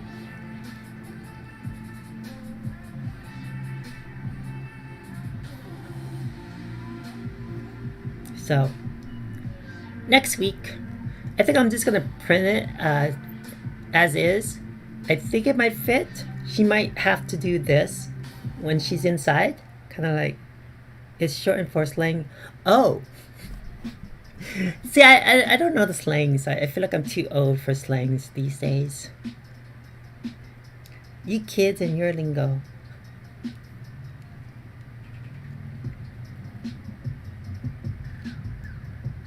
So anyways, she's gonna come in and pop it because like half her body is kind of outward too, like so, and I think that might work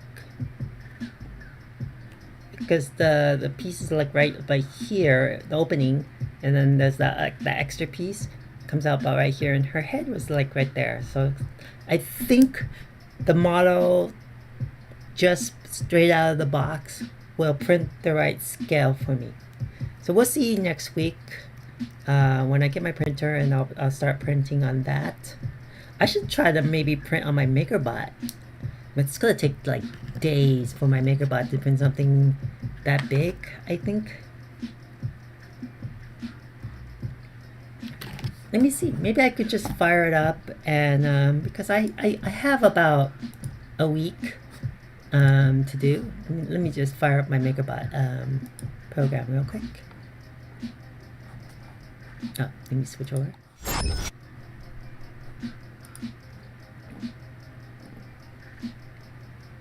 MakerBot.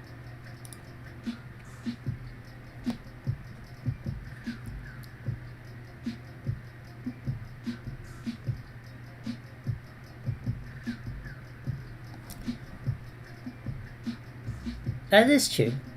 Let me add a printer. Oh no. View print models. Fit to build plate. The build plate is incorrect here. How do I change it? My printer settings. Oh no.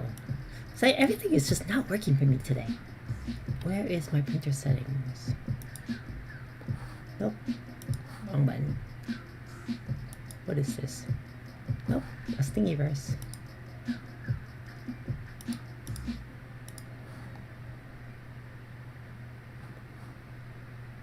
And I can't add a printer because I'm not connected. Oh, add an unconnected printer. There you go. Replicator. Okay. Add printer. No. I already did that. That doesn't look like my... It looks a lot bigger than my printer that I have. Let me see. Add a printer. Add an unconnected printer. So I have a replicator. Yeah. I don't have a 5th gen. So that's it. Okay, so I'm gonna have to trust this is the. It does not look like it though. My printer bed size.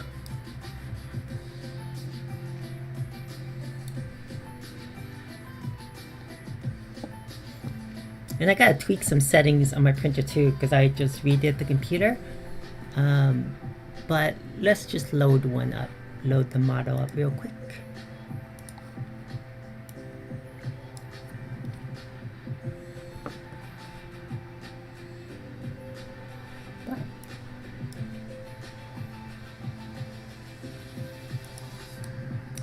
Yeah, it looks so much bigger.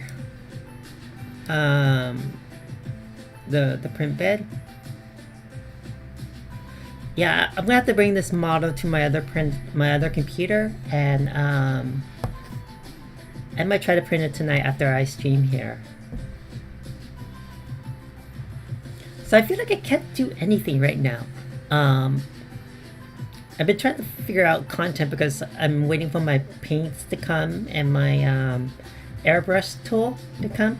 So I think it'll come like next week or 2 weeks from now. We'll figure it out and then I can start printing and painting. But right now I was trying to learn to do 3D stuff. Oh, so let's go back to my building. Let's go make my building.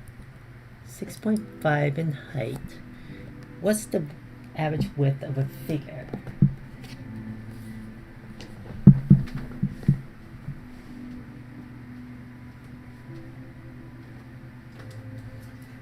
So I'm going to use Brainiac as the model for the size of the figures. So he stands, let me see, let me measure him real quick.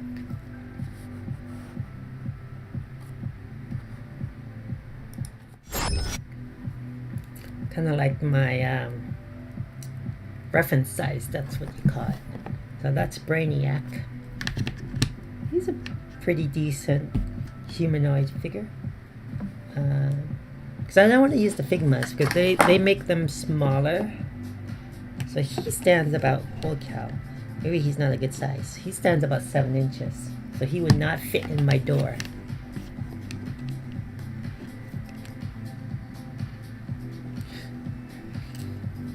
Emergence. I have a couple more to unbox, but I'm not set up this. The last time you saw me, I had an actual table in front of this table. So I'm not set up to unbox it, and I really wanted, like, this room setup was more designed that for me working on the computer, 3D modeling and stuff. So I guess for me, I'm a little impatient in sitting here 3D modeling. I wanted to like a quick, cut and easy to do. So that's that. I think I'm going to borrow. I think Brainiac is a bad example. Let me put him back on my shelf real quick. Maybe Mr. Fantastic would be a better reference model. Brainiac is pretty big, 7 inches. Pretty tall guy. Let me put this back in. I use little tacky stuff to stick the players on my shelf. 1 second.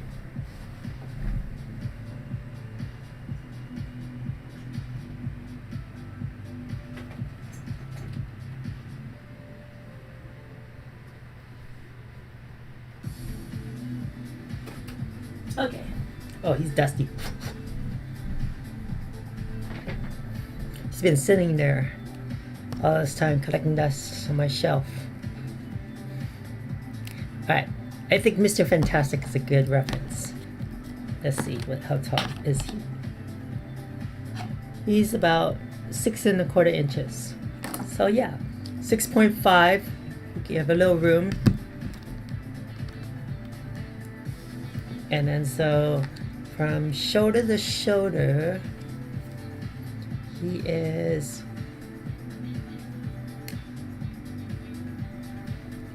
one in the arm length.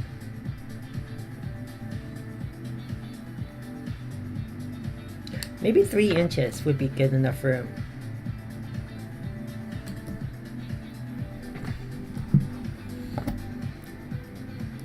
So with let's go with 3 inches. Oops, let me switch back.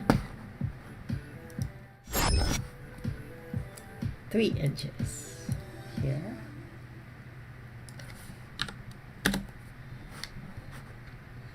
And then the depth. So I'm only doing the front. I never designed the front before like this. How do I do this? I mean, like, how much depth do I need? I guess I'll worry about the depth later because I'm gonna cut that out, I guess. Why is it over there? I need it here and in the middle. Oh, that's why it's on the wrong side I'm working on. Let me just rotate that 90. No, minus so 180. There you go.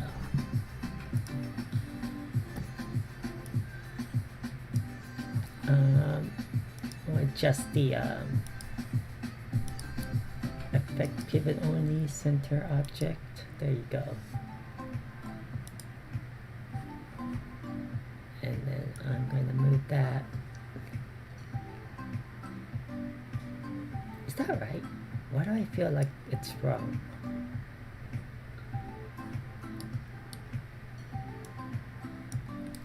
It's a lot wider. Let me fix my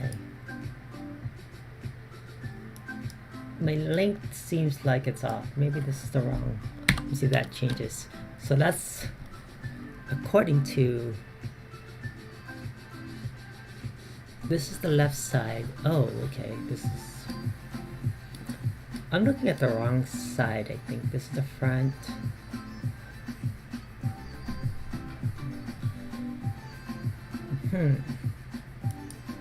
Okay, that's the front. Okay, so I should just move my building because I'm looking at the wrong side.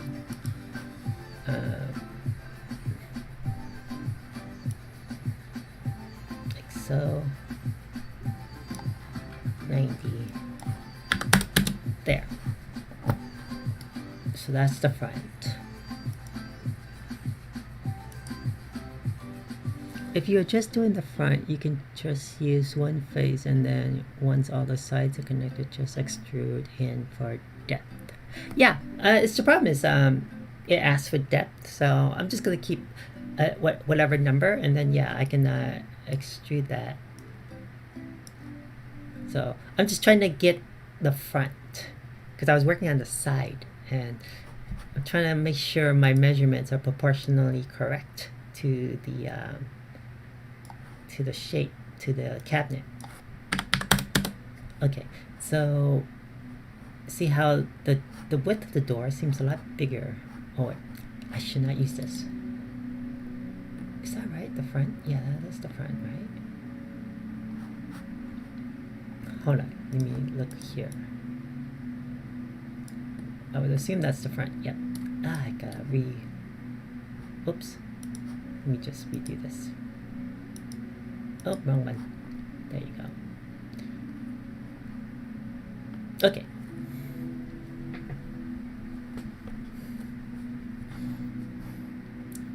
Yeah, I feel like I should just stick to painting and unboxing. This whole 3D thing is like way out of my league. I thought it would be easy. I mean, I dabble in 3D, but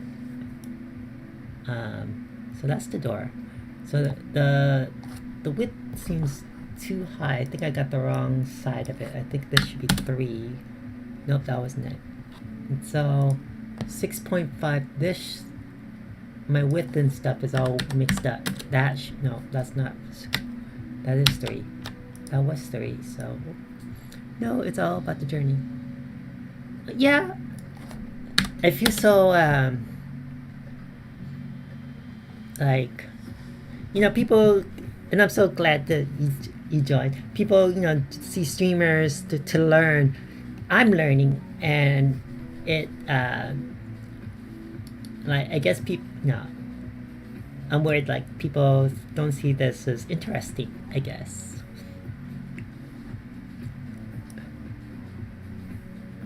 And so, yeah, Just sometimes I think like I should just learn this off camera and then go in and do this. But the big reason I'm streaming is so that people like you keep me company. And so it's a little lonely working on this. So yeah. So thank you, being a night owl.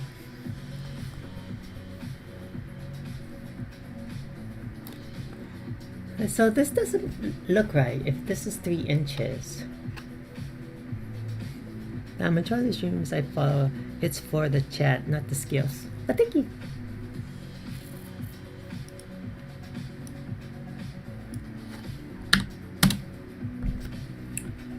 So yeah, that was 6.5. It does not look right to me. 6.5 inches. Oh no, okay. So that's right. I was right. The height is off. So that height should be 3. And what's the height here? So the length. Because I got my thing all mixed up. Okay, see. So the length is the height of the door. There you go.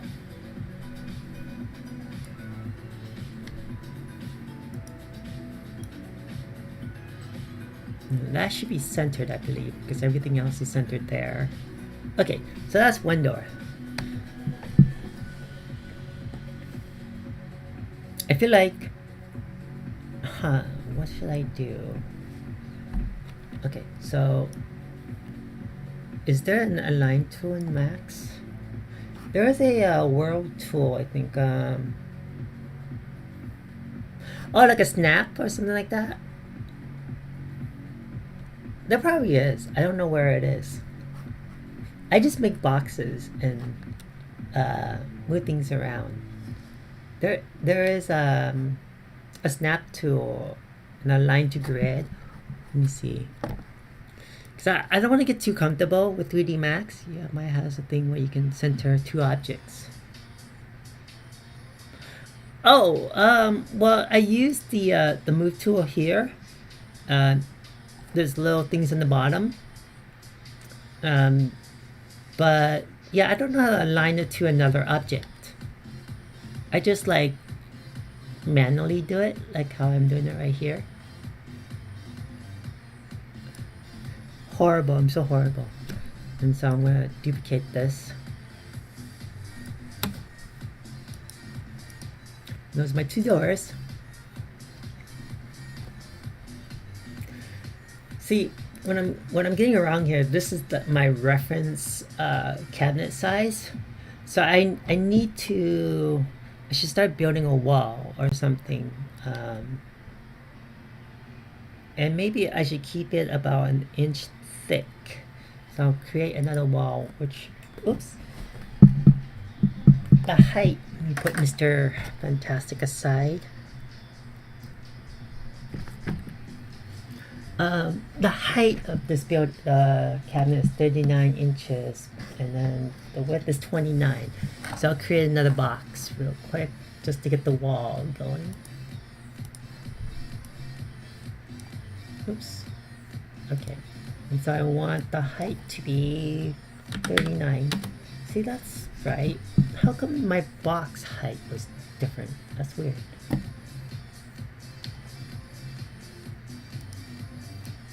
I just want this to be 1 inch. Okay. That's the wrong. The width should be 29. And then this should be 1 inch. Perfect. And this guy. See, the only way for me to like align it, what I do is I just 0, 0 everything. See, again, amateur here. So 0, 0 that, and I just bring it up right here. So this is the front of my building. So this is the piece that I'm going to print. So it's like a 1 inch piece. Google says edit menu, transform align is where it's at. Edit menu, transform.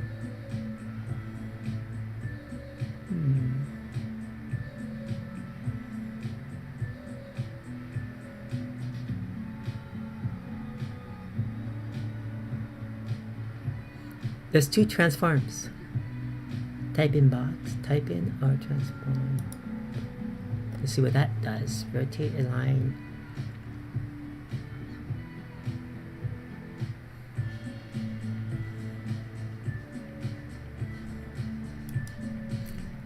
No, that centers my object, right? So center to pivot. I could center the pivot, yeah, so I know that. I don't know. Let's take a look at the other one. Edit. Type in.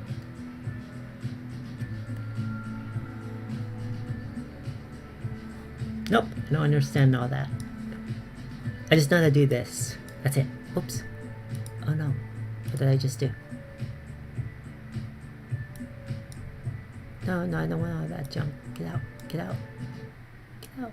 No? Oh no. I messed up my window. Oh well. Oh, A. What is this? What's that do?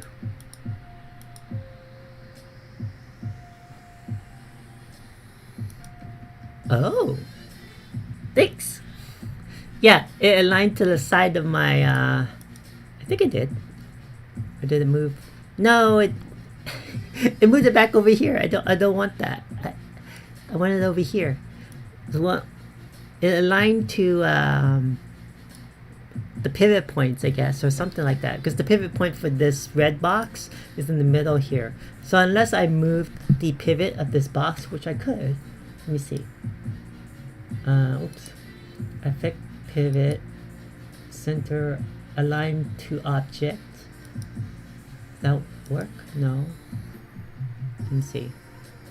See, I would have to manually do it like this, right? Right there. It's not even accurate. Right there, I think. And then... So then when I do this guy, the Alt-A thing, Alt-A, oh, where'd it go? Oh, that's so weird. It does this. Okay, so I want to align this to this. How come it didn't pop up?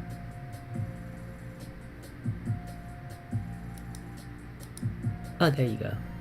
Align to target object, center, pivot point. Oh, target object, current object, minimum. And then click the line to the main object. The issue is it's showing me a bunch of what is the main object? The x-axis? Target object. I don't see that.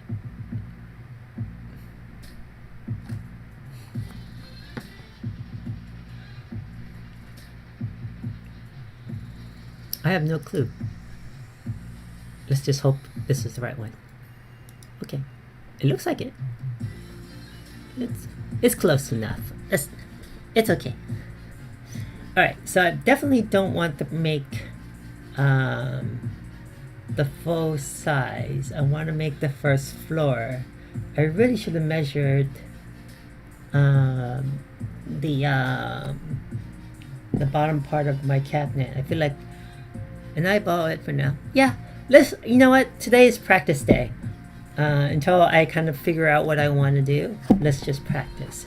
And so this guy will be, I'm going to give it the height of 10 inches. That would be the first floor. Yep, perfect. 10 inches. Because I think the first shelving is from the bottom and there's like maybe 3 inches of foundation, I guess, for the cabinet. What I was talking about, this piece right here, the bottom of it, you see this right here? Oh, got hair in my nose. I think I estimated about 3 inches. So if this is 7, 3, and you also have to count for also the piece of wood, which is it was 3 1/4 inch. I mean 3/4 inch piece of wood for the shelving.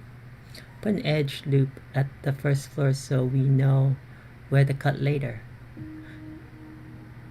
What do you mean by edge loop?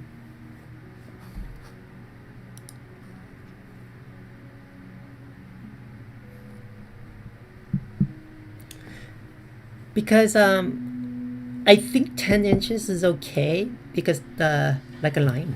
Oh, I don't know how to do that. Um,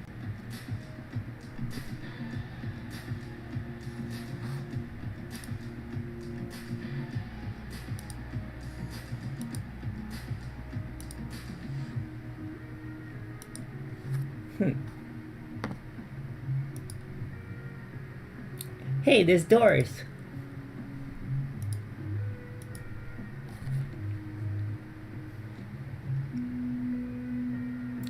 Yeah, for now, like my line, and this thing is really bothering me. What is it? How do I get rid of it? Maybe I do this. Nope. I can't get rid of this window now. Now it's stuck here. Anyways, so yeah, this guy, I should design the pieces that fit my printer. And so what my thinking is, let me look up MakerBot real quick.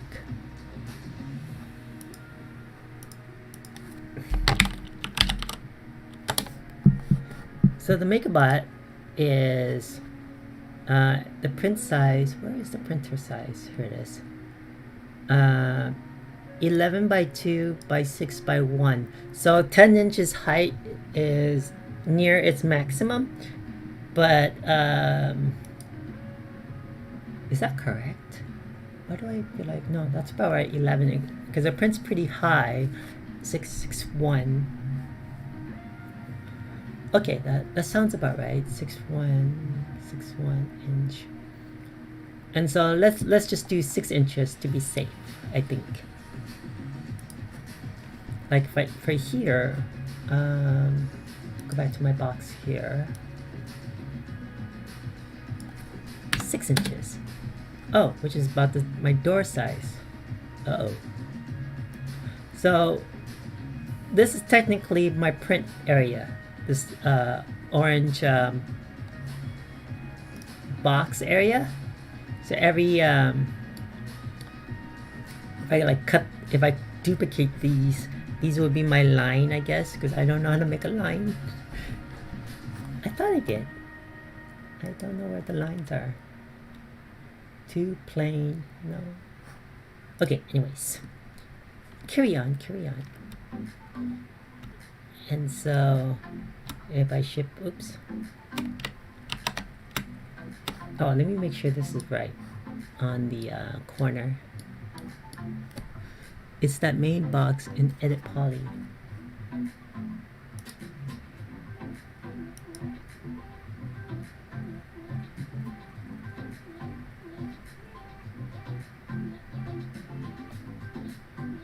Right here?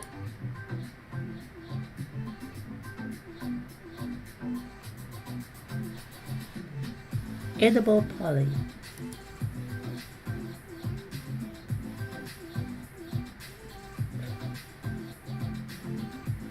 I remember there was a line somewhere, but I don't know. Edit Poly. Don't see it in there.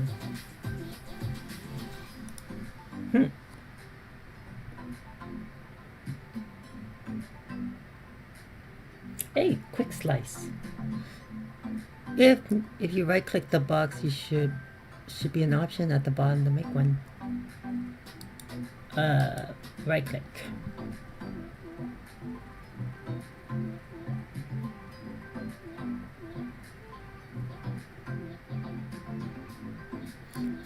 Oh wow, I'm curious about this quick slice. Convert to or something.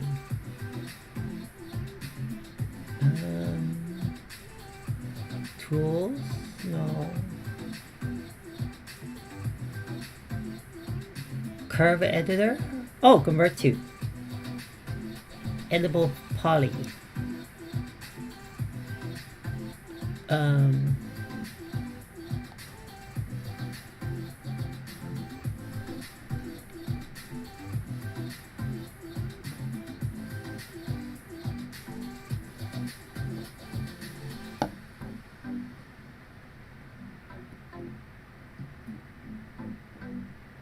I feel I'm so far away. Oh, then in the menu, the right edge thing is somewhere in there. I tried. I don't see it. I feel like I'm getting complicated now. I know. I feel like I'm failing. I feel like I just need to sit and think what I really want to achieve, and well, I know what I want to achieve, but I don't know how to get there in a fast way. Because I want to produce these like as quick as possible, right? Print them out, paint them, and everything. If I'm stuck in the creation phase for months, I'll never push anything out. So I gotta think. Think.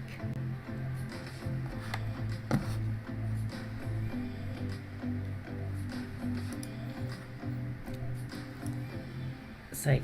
Okay, so I have this. Well, I'll just do what I know for now.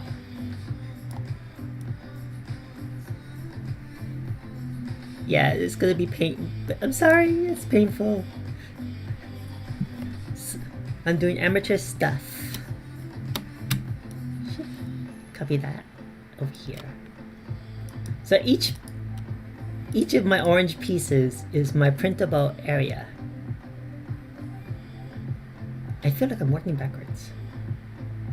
Okay, so we know that's my printable area. So what am I gonna do now? So I want... Alright, so we need to go to the edge mode and then click connect to get an edge. Where is edge mode? Edge. Let me see, tools. Edge mode is one of those symbols in the right menu. Oh, okay.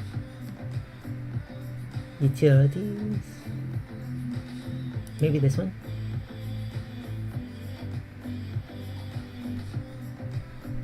Oh, we were just on.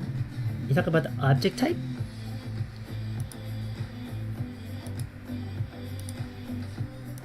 Modifier? Edit? No, that's not it. Is there a way I can look for this? Selection tool, parameters, trajectories, nope. Select the main object. Okay, main object. Got that. The big one?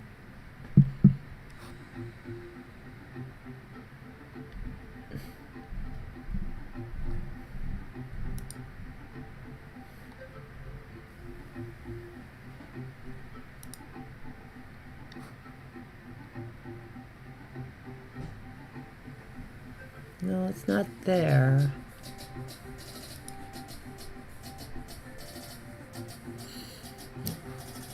Oh yeah, I got there. I know to get to that one. Edit poly. Whoops. No, whoa, I gave it fur. Oops. Hold on. Edit poly. I know to get there. Edit poly. And you said edge mode somewhere in here. I don't see it. Oh! I found it! Right there. Okay, so I got the edge. I found the edge. Those red symbols. Red symbols. Edge.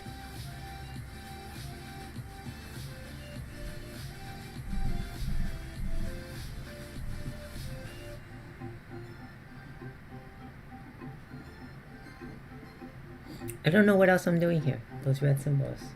So I got the edge on editable poly menu. Oh, okay. Okay, let me get out of this edge thing then. None. Editable poly vertex. What happened to my red symbols? You're right. Where did they all go? Oh, it's up here. Okay, edge. Like this. So I selected the side.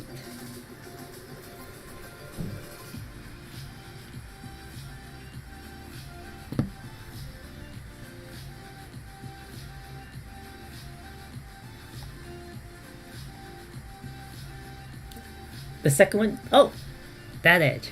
It says edge. Okay.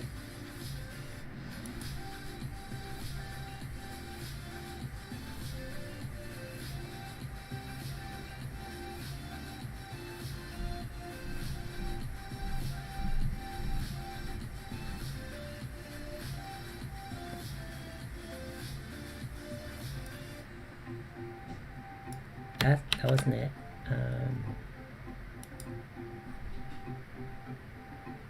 No, that moves it. It like that. No.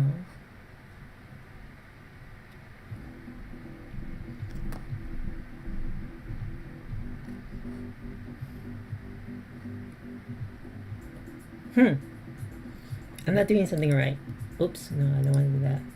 No, don't want to do that. Why did I do that?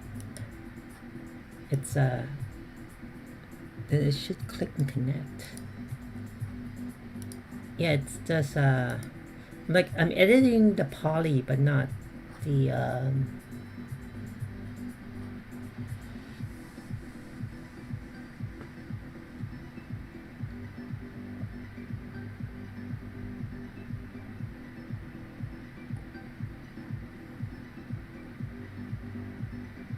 I don't know.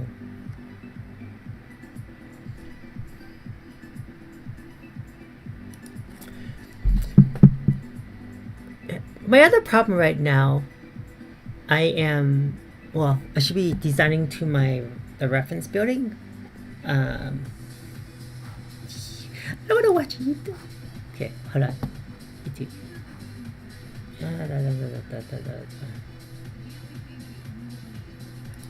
Okay. Yeah. Do this.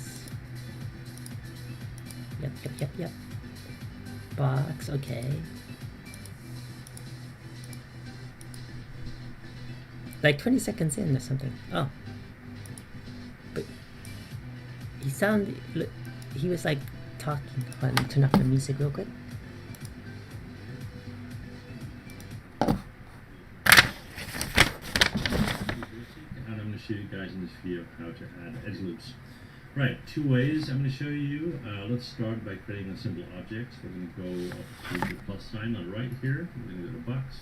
We're going to left click and drag and pull that up. And if your cube isn't looking like this, you can try to hit F2, F3, or F4 basically on your keyboard to clean that up. This is what we got. And before we move forward, what we need to do is we need to turn that box into an editable poly. So we're going to right click on it. Right click, we're going to convert to editable poly, like so. And as you do that, you will see that you now have a menu on the right you can play with. Okay, now what I want to do is I want to select a number of edges, right? So I can go to edge mode here, second symbol. I can now go in, left click and drag, and for example, select these, or maybe just one, or maybe just these two, or whatever you like, right? You get the idea.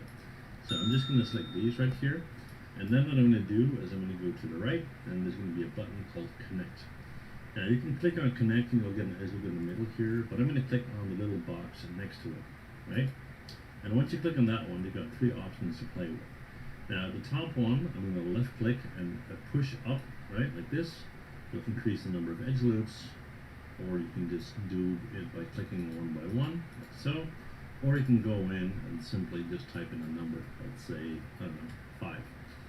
Second one, same deal, but you can slide it up and down to increase or decrease the distance between the lines or the edge loops.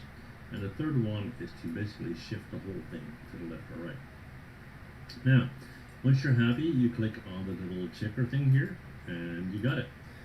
So that's one way, but we're going to go back and hit Control Z because I want to show you another method. Now, that method involves Swiftly.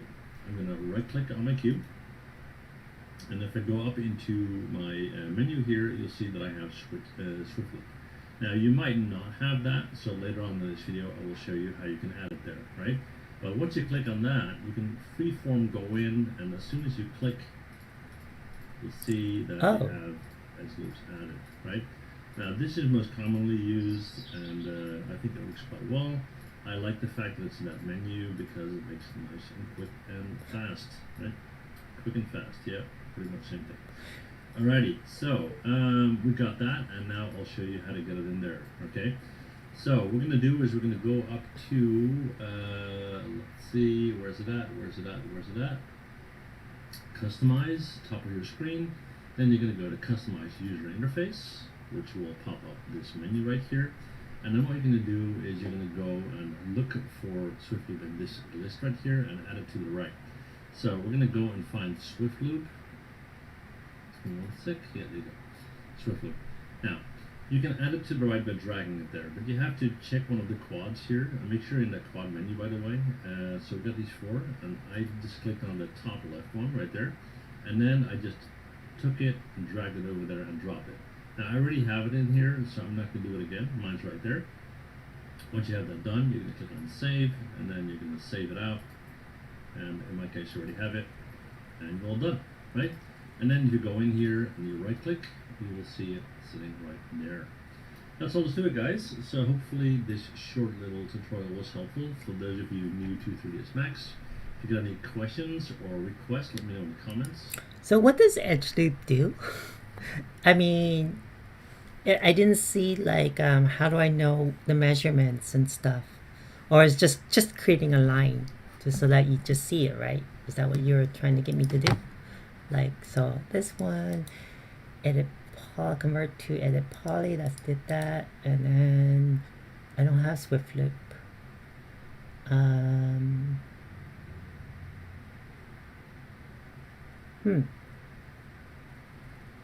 So I guess we'll have to watch the rest of his video for SwiftLoop.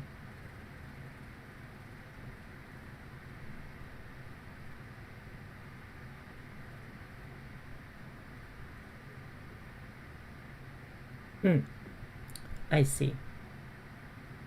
But I don't have SwiftLoop now. What did I do? Customize user interface. Where'd it go? There.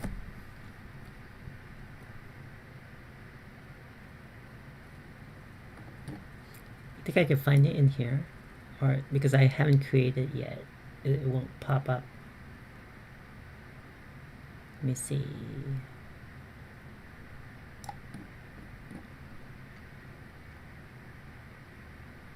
Ah, here it is.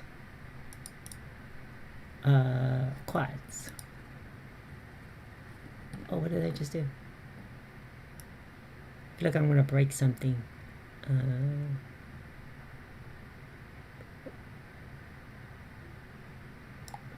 I wish I could just type something in here and then find it. Where'd it go? WS. Too far. UT. Almost there. There you go. And did he drag it? Yeah, he dragged it, right? Okay.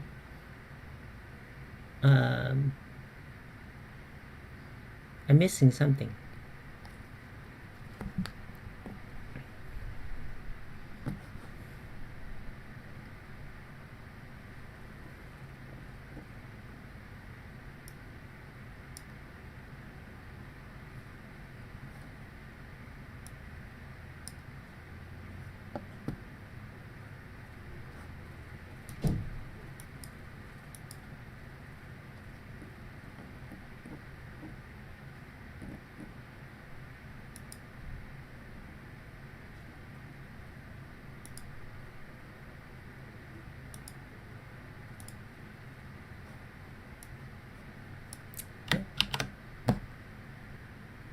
Huh.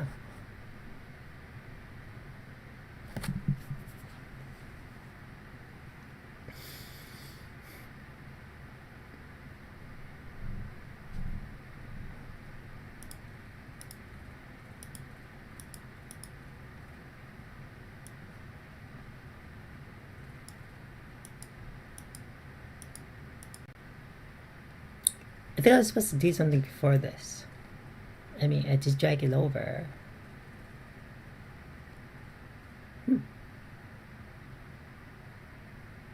can save. Okay. And I'll save it. Yes. I think that's it. Okay. How do you make those lines though?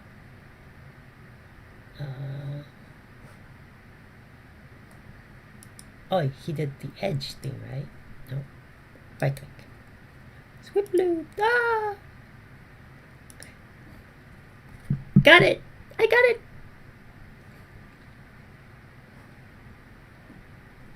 How do I do it in this window? Oh!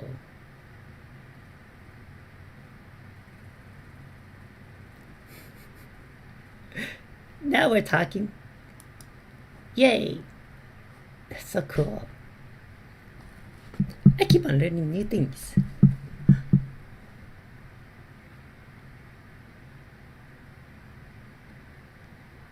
So I still have to kind of create my little measurement boxes though, I feel like. Oh, why is it right there? Did I accidentally click that? Didn't want to do that. How come it got rid of my... let's do this way. Oh no, it's right there still. Then how do I get back here? Just makes it easy for you to separate faces for printing later and extrude if needed. I see.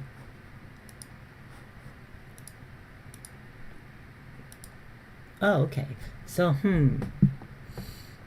I have to think now. Think.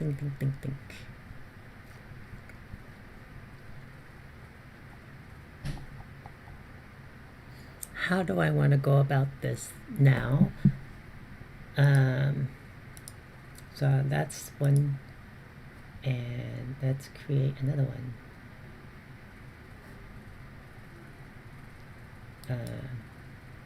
Swiftly. Okay, let's create one here. Okay. I need to create, I need to copy this guy. Oops. So I can create, oh, put back the music. Whoa, too loud. Okay. So these are my little measurement tools here. I'm gonna put, oops, wrong one. Oops. I feel like I'm not connecting them. I might be off. See, I'm off here. Whoopsie.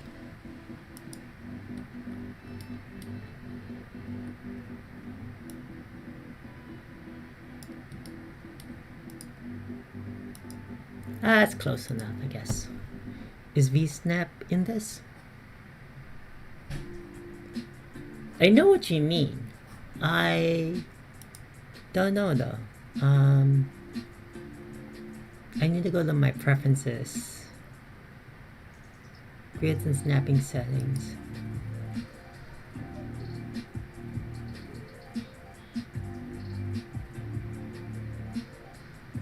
Vertex snap, is that what you mean? Let's try that. I'm not feeling the snap. Nope, it's not snapping. Nope. Let's see. Oops. Yeah, no snap.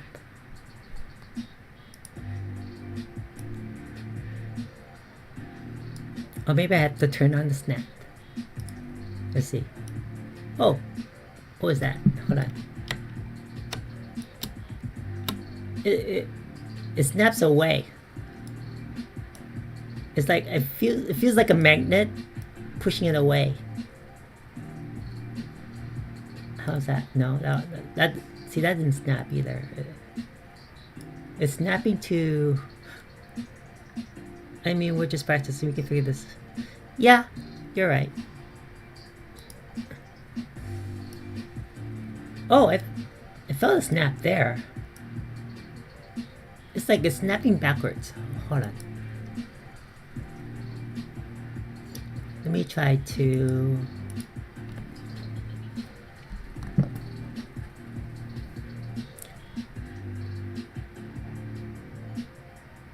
Perpendicular. Oh, yeah, I think you're right. Let me see what else. Other objects snap to frozen objects. That's funny. Home grid.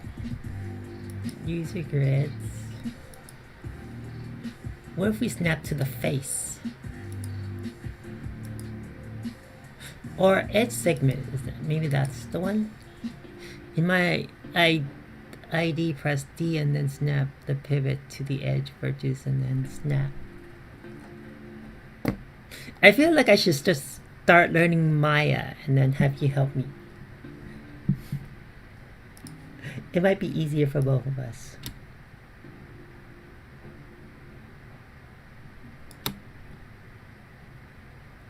Well, that seemed to kind of... No, that didn't work. Oh, what's this? What's this yellow box? Oh! I almost got it. Hold on.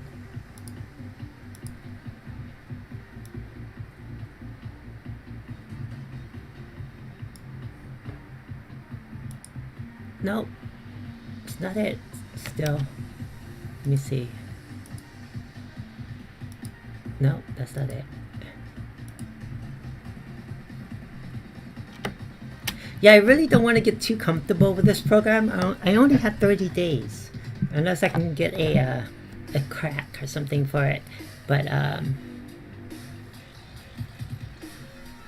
yeah, that's why I'm kind of like, is this the right thing to do? Should I just, I really do want to do the facade of the building somehow.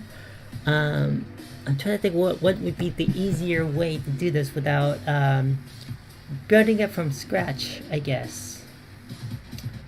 I'm a little too impatient, I think.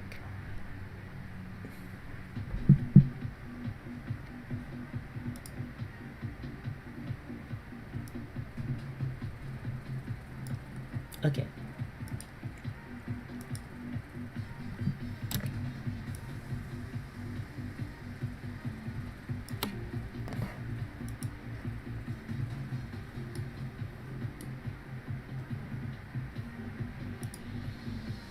I wonder if I can move these thingamajiggies. Oh. Uh-oh. Let me see. Oh, I can't swift loop. What happened to my swift loop? It won't let me swift loop anymore. Oh, what happened?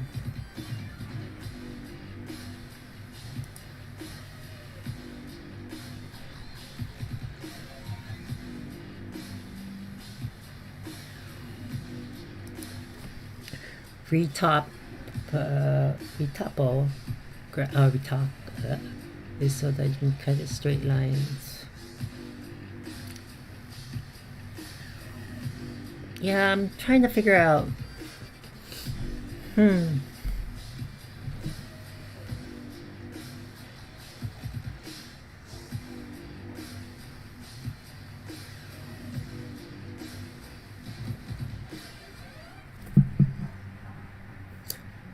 Yeah, so much to do. Well, if you want a reference model, you just need to, straight lines.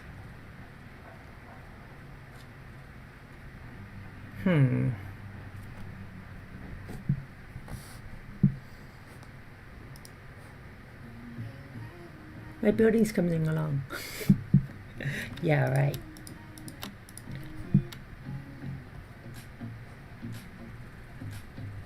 I didn't realize this is up here. So I gotta move that down. Oh, now it's snapping like, oh wow, look at that. I guess you gotta just move it around and it snaps. It's snapping to something.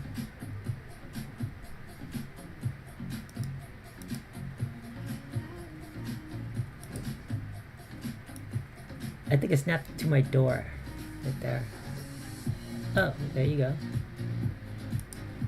Hey, the snap works now.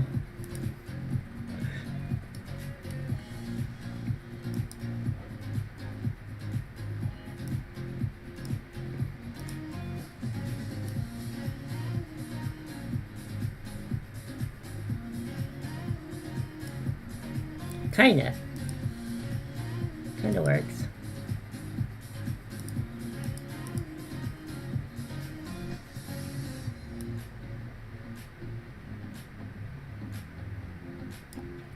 I'm getting exhausted.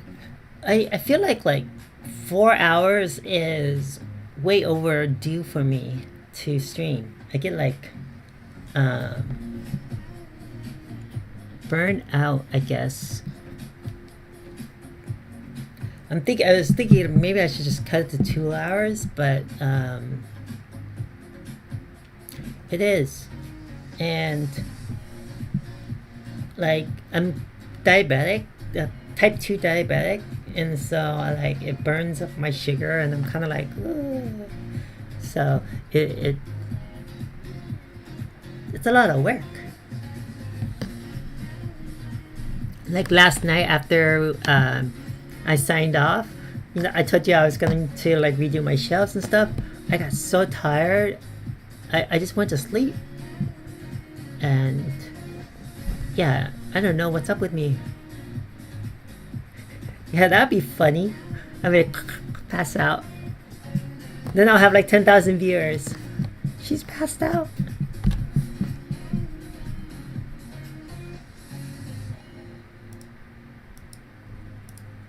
It was funny, before you logged on, my cousin called me.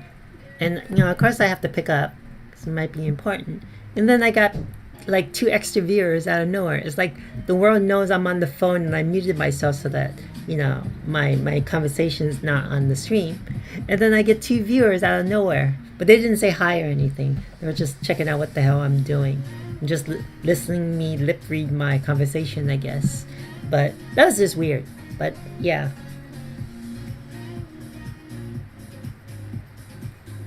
So I'm beginning to think this might not be my thing to stream. You never have to pick up. I just ignore all phone calls. I'm not that type of person. I think every phone call is important. That's why I leave my phone on through the night. So if somebody does call me, they need to need a ride, or they're lost. This is back in the days before all cell phones, but I like to be their emergency contact in case. So yeah. Through the night, yeah. If you're one of my friends, you're stuck. Let's say you're stuck in a bar. You would give me a call, and I will come rescue you. I've rescued 2 of my friends, in the past, long time ago. One of my friends, him and his girlfriend went to Koreatown, and then his car got towed. He called me up. All right, I'll go pick up you guys. And I have another friend. She no, actually 3 rescues. Now I remember. She and her boyfriend got trapped at a place, and I went to go pick them up. And I had another friend. She got on the wrong bus, fell asleep, and then got off of some random stop, and the only person she could actually picked up was me, and so I went to go rescue her.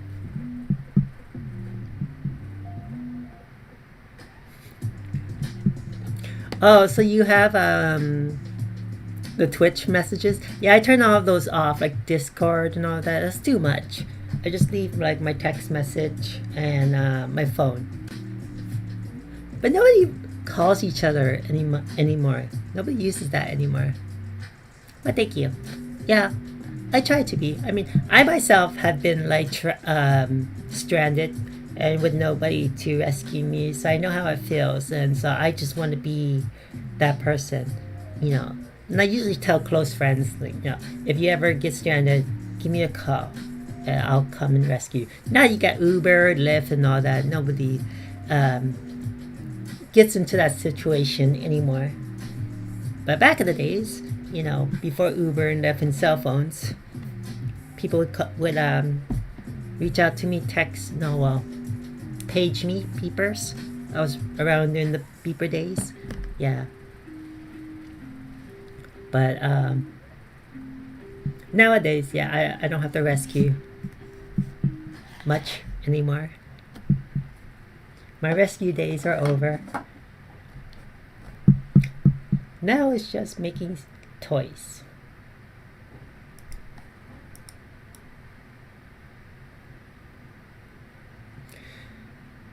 Okay, so I think I can create one more of these guys.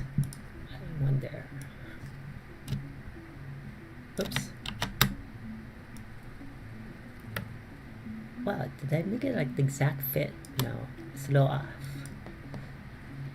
Not my print bed.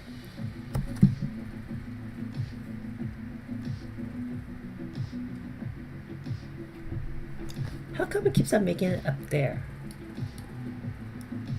No, I want you down here. Snap, snap, snap.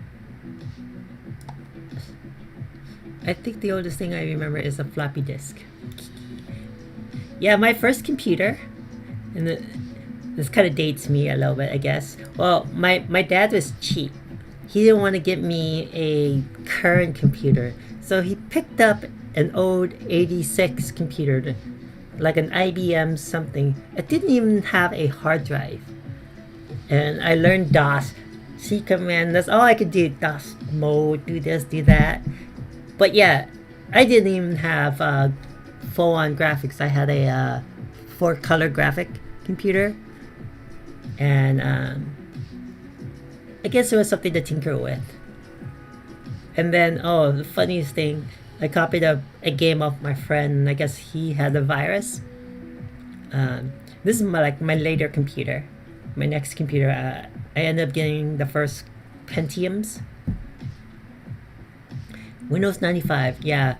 DOS, and then Windows 3.4, I think 3.1, 3.4, back in the days. Yeah, I didn't even know how to use Windows. I was like, how do you use Windows? I'm so used to DOS. Yeah, my first virus, oh, it was hell. I think I got the a Michelangelo virus or something.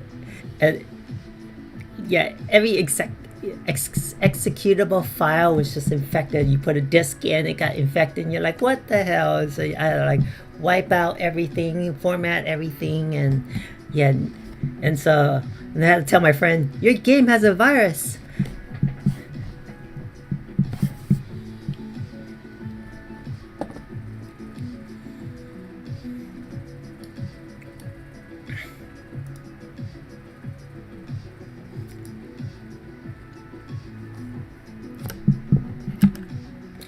But yeah, that's what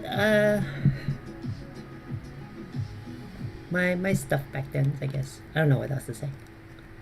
Sorry, I'm getting a little wheezy. Yeah, going back, I don't think this is a thing for me to stream. These 3D modeling thing. Maybe prepping my 3D model when I get my printer out.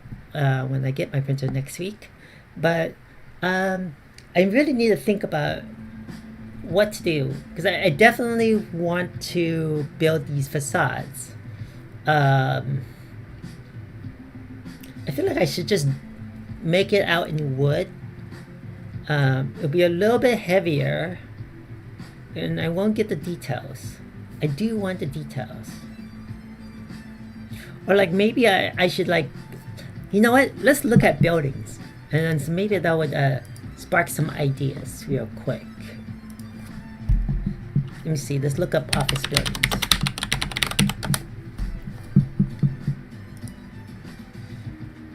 Oh, this one looks nice. So, see, oh my god, this looks really, really cool. But yeah, I can't do that with my dresser unless I carve into it and do this type of shape. Oh wow. Let me see.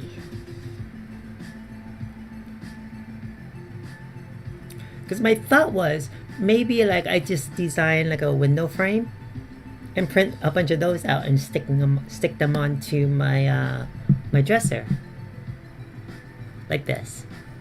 Like I'll design a little block like this, so it'll just be like I could do that real quick right now.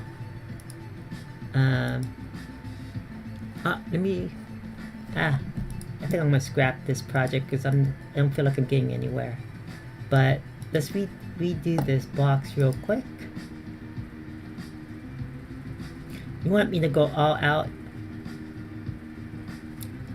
I'm just not that skilled to go all out, and I want to make things. Well, I mean, I want to make physical things and not be stuck in the 3D program. That's what my thought. Because like looking at this building, right? Whoops. I can just do this panel. Oh, and then I can, hold on. Let me try to zoom in on this. I'm just gonna save it.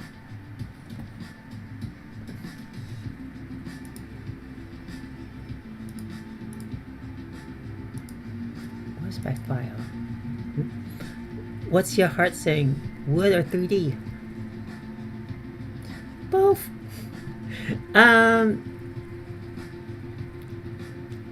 I think what I need to do, I think I got it.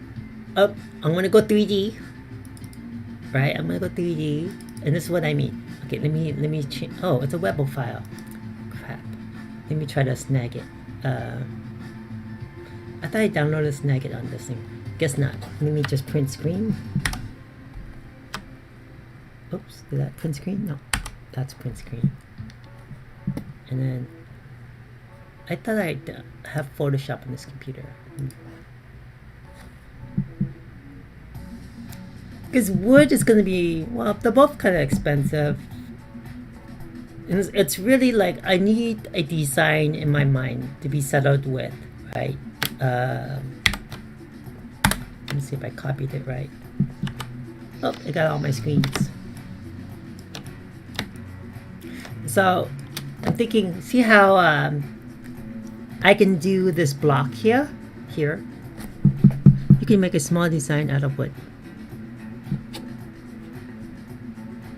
I could, but then having to, the magic thing about 3D printing is I can just copy and paste and just print. Instead of wood, I have to cut, you know, every piece.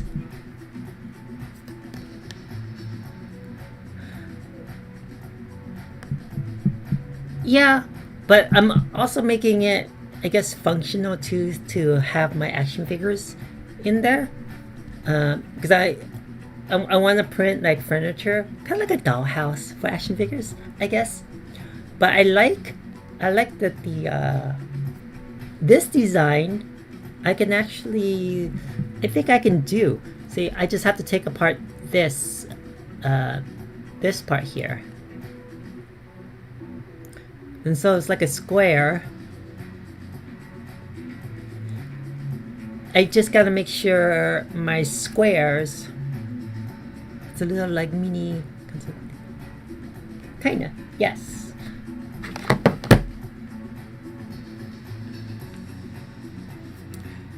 I was gonna build my dream house, but this was on my project list before my dream house. And I've already printed some of my furniture pieces already. So that's why I wanted to finish this, work on this building thing since I have all the printer stuff. But yeah, just getting to that phase is a little hard. So my thought is if I design something like this, and I save this file, I need to save this file. Hold on a second. Let me just crop it down real quick.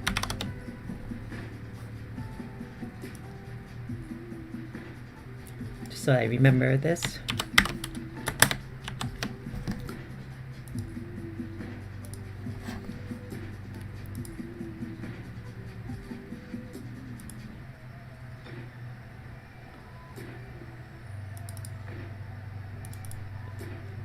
I wanted to do a Kingpin's building, and let's see what's a PNG.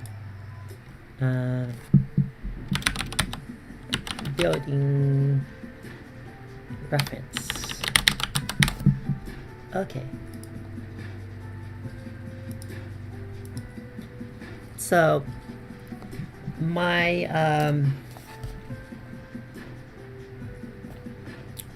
depends how many panels I want.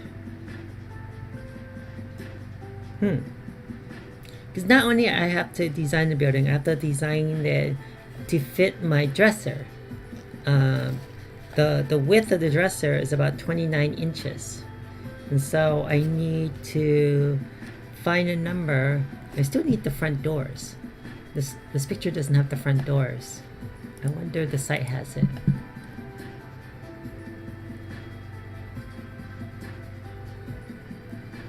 It's like a shopping mall housing or something like that.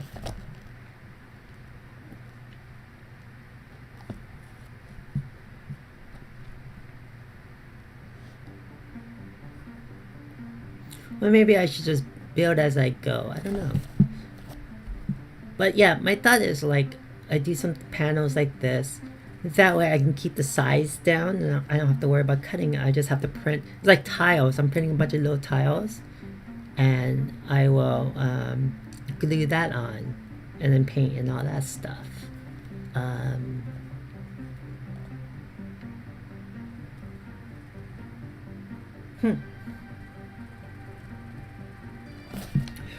You know, maybe an office building is not the right one because, well, Kingpin has an office building. Maybe this building is a little too out of my league. Wow, these buildings look so nice.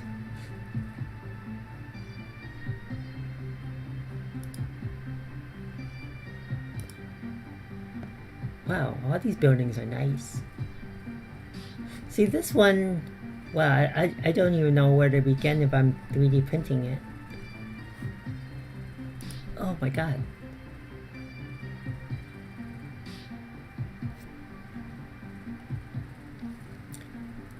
All these buildings look nice. Like, this one's the easy one. Oh, hey! I think I could do this one. It has the doors and everything, too.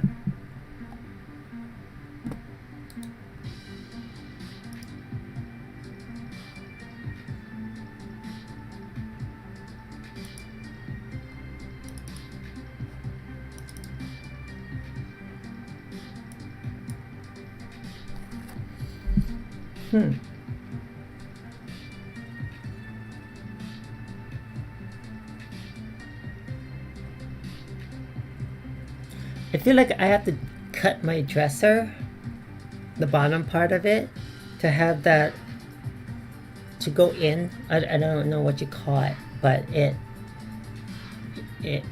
caves in, or there's a, and then I can do the doors like this. The issue is I'm not gonna have glass or anything, so you can't see through it. Although if I did do it, it would look really cool. No, then I would have to cut so many holes, and then I have to buy like plexiglass or something to lay in, and I think that's just gonna make things heavier if I add like plexiglass. I mean, I wanted to put like carpet and maybe do like a wallpaper or something.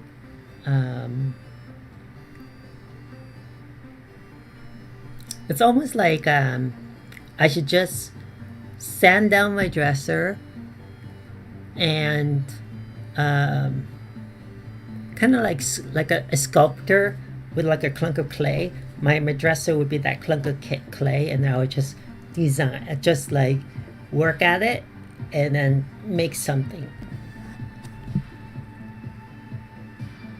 I agree. I think this is a good sample. What I have here, it's a good sample. I think I can design these panels in 3D and have a little indent in there. Yeah, let's do that right now.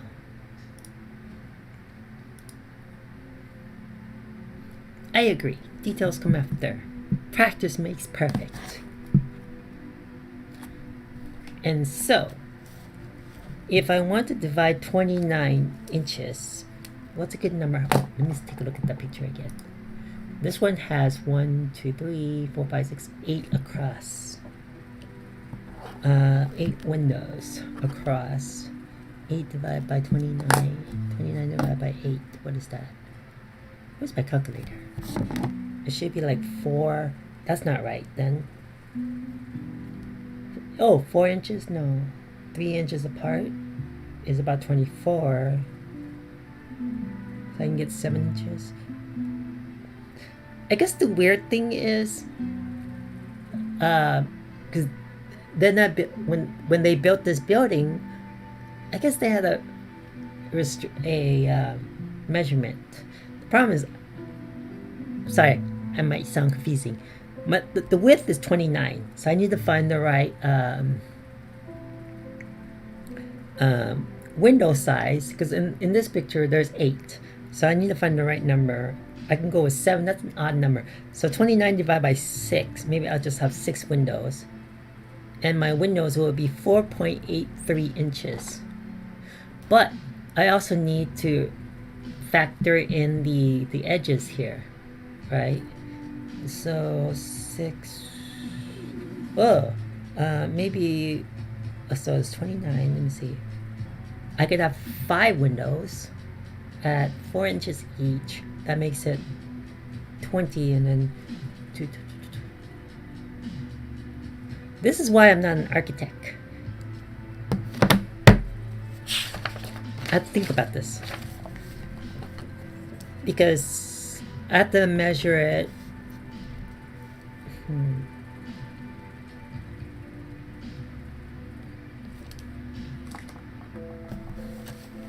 Why is this even hard? Okay, so we know it's 29. So let's say these pieces here are my windows, right? What I have here.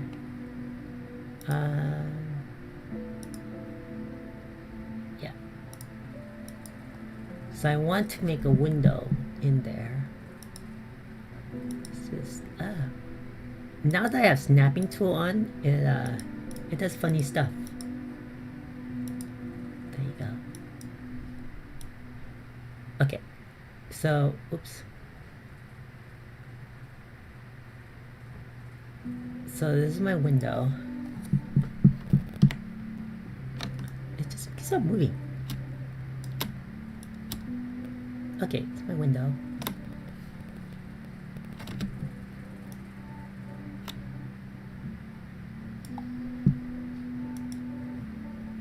Let me scale it down just a little bit.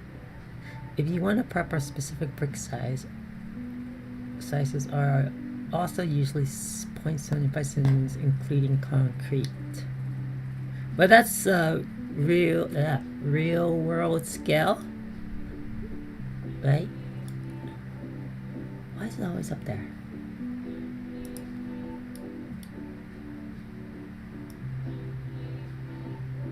Oh, I need to turn off snapping. For some reason, when I build a new object, it snaps. Wait a minute. It snaps up here? No.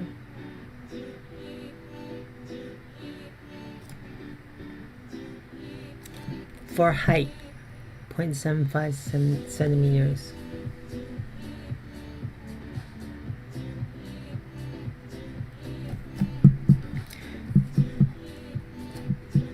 Yeah, I think like real world. Let me turn off my snap real quick.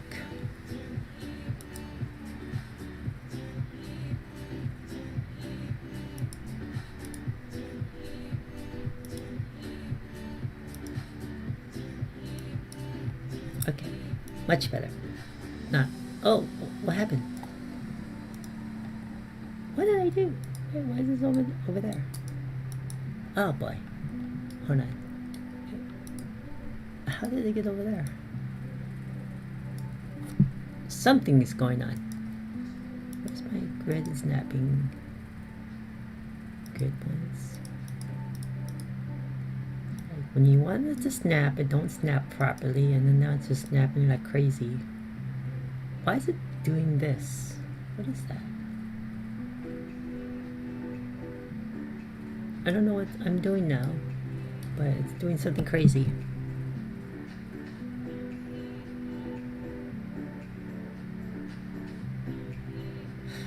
.5 centimeters.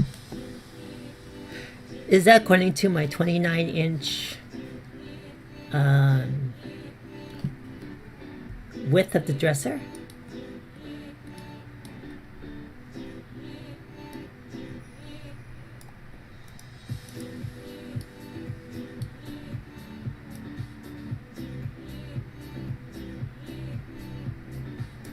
It's doing something weird and I can't remove it.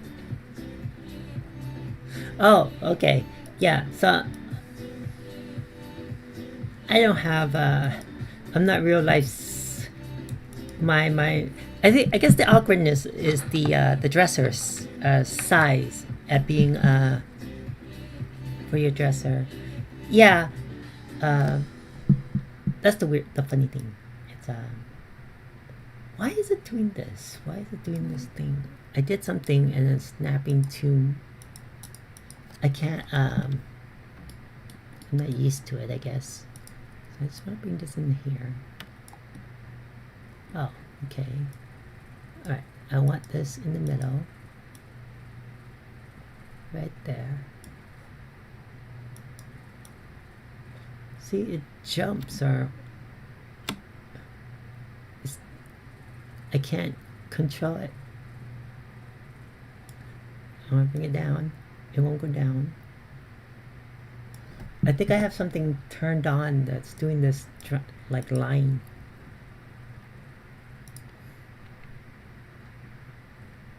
Yeah. Well, you have a good night. I think I should kind of turn off too. I gotta put on my thinking caps and see what I want to do. What would be the best solution for it? But thanks for keeping me company. I will hopefully see you next week. I think I'm gonna go back to painting next week and hopefully start up some 3D printing. All right, take care. Bye bye.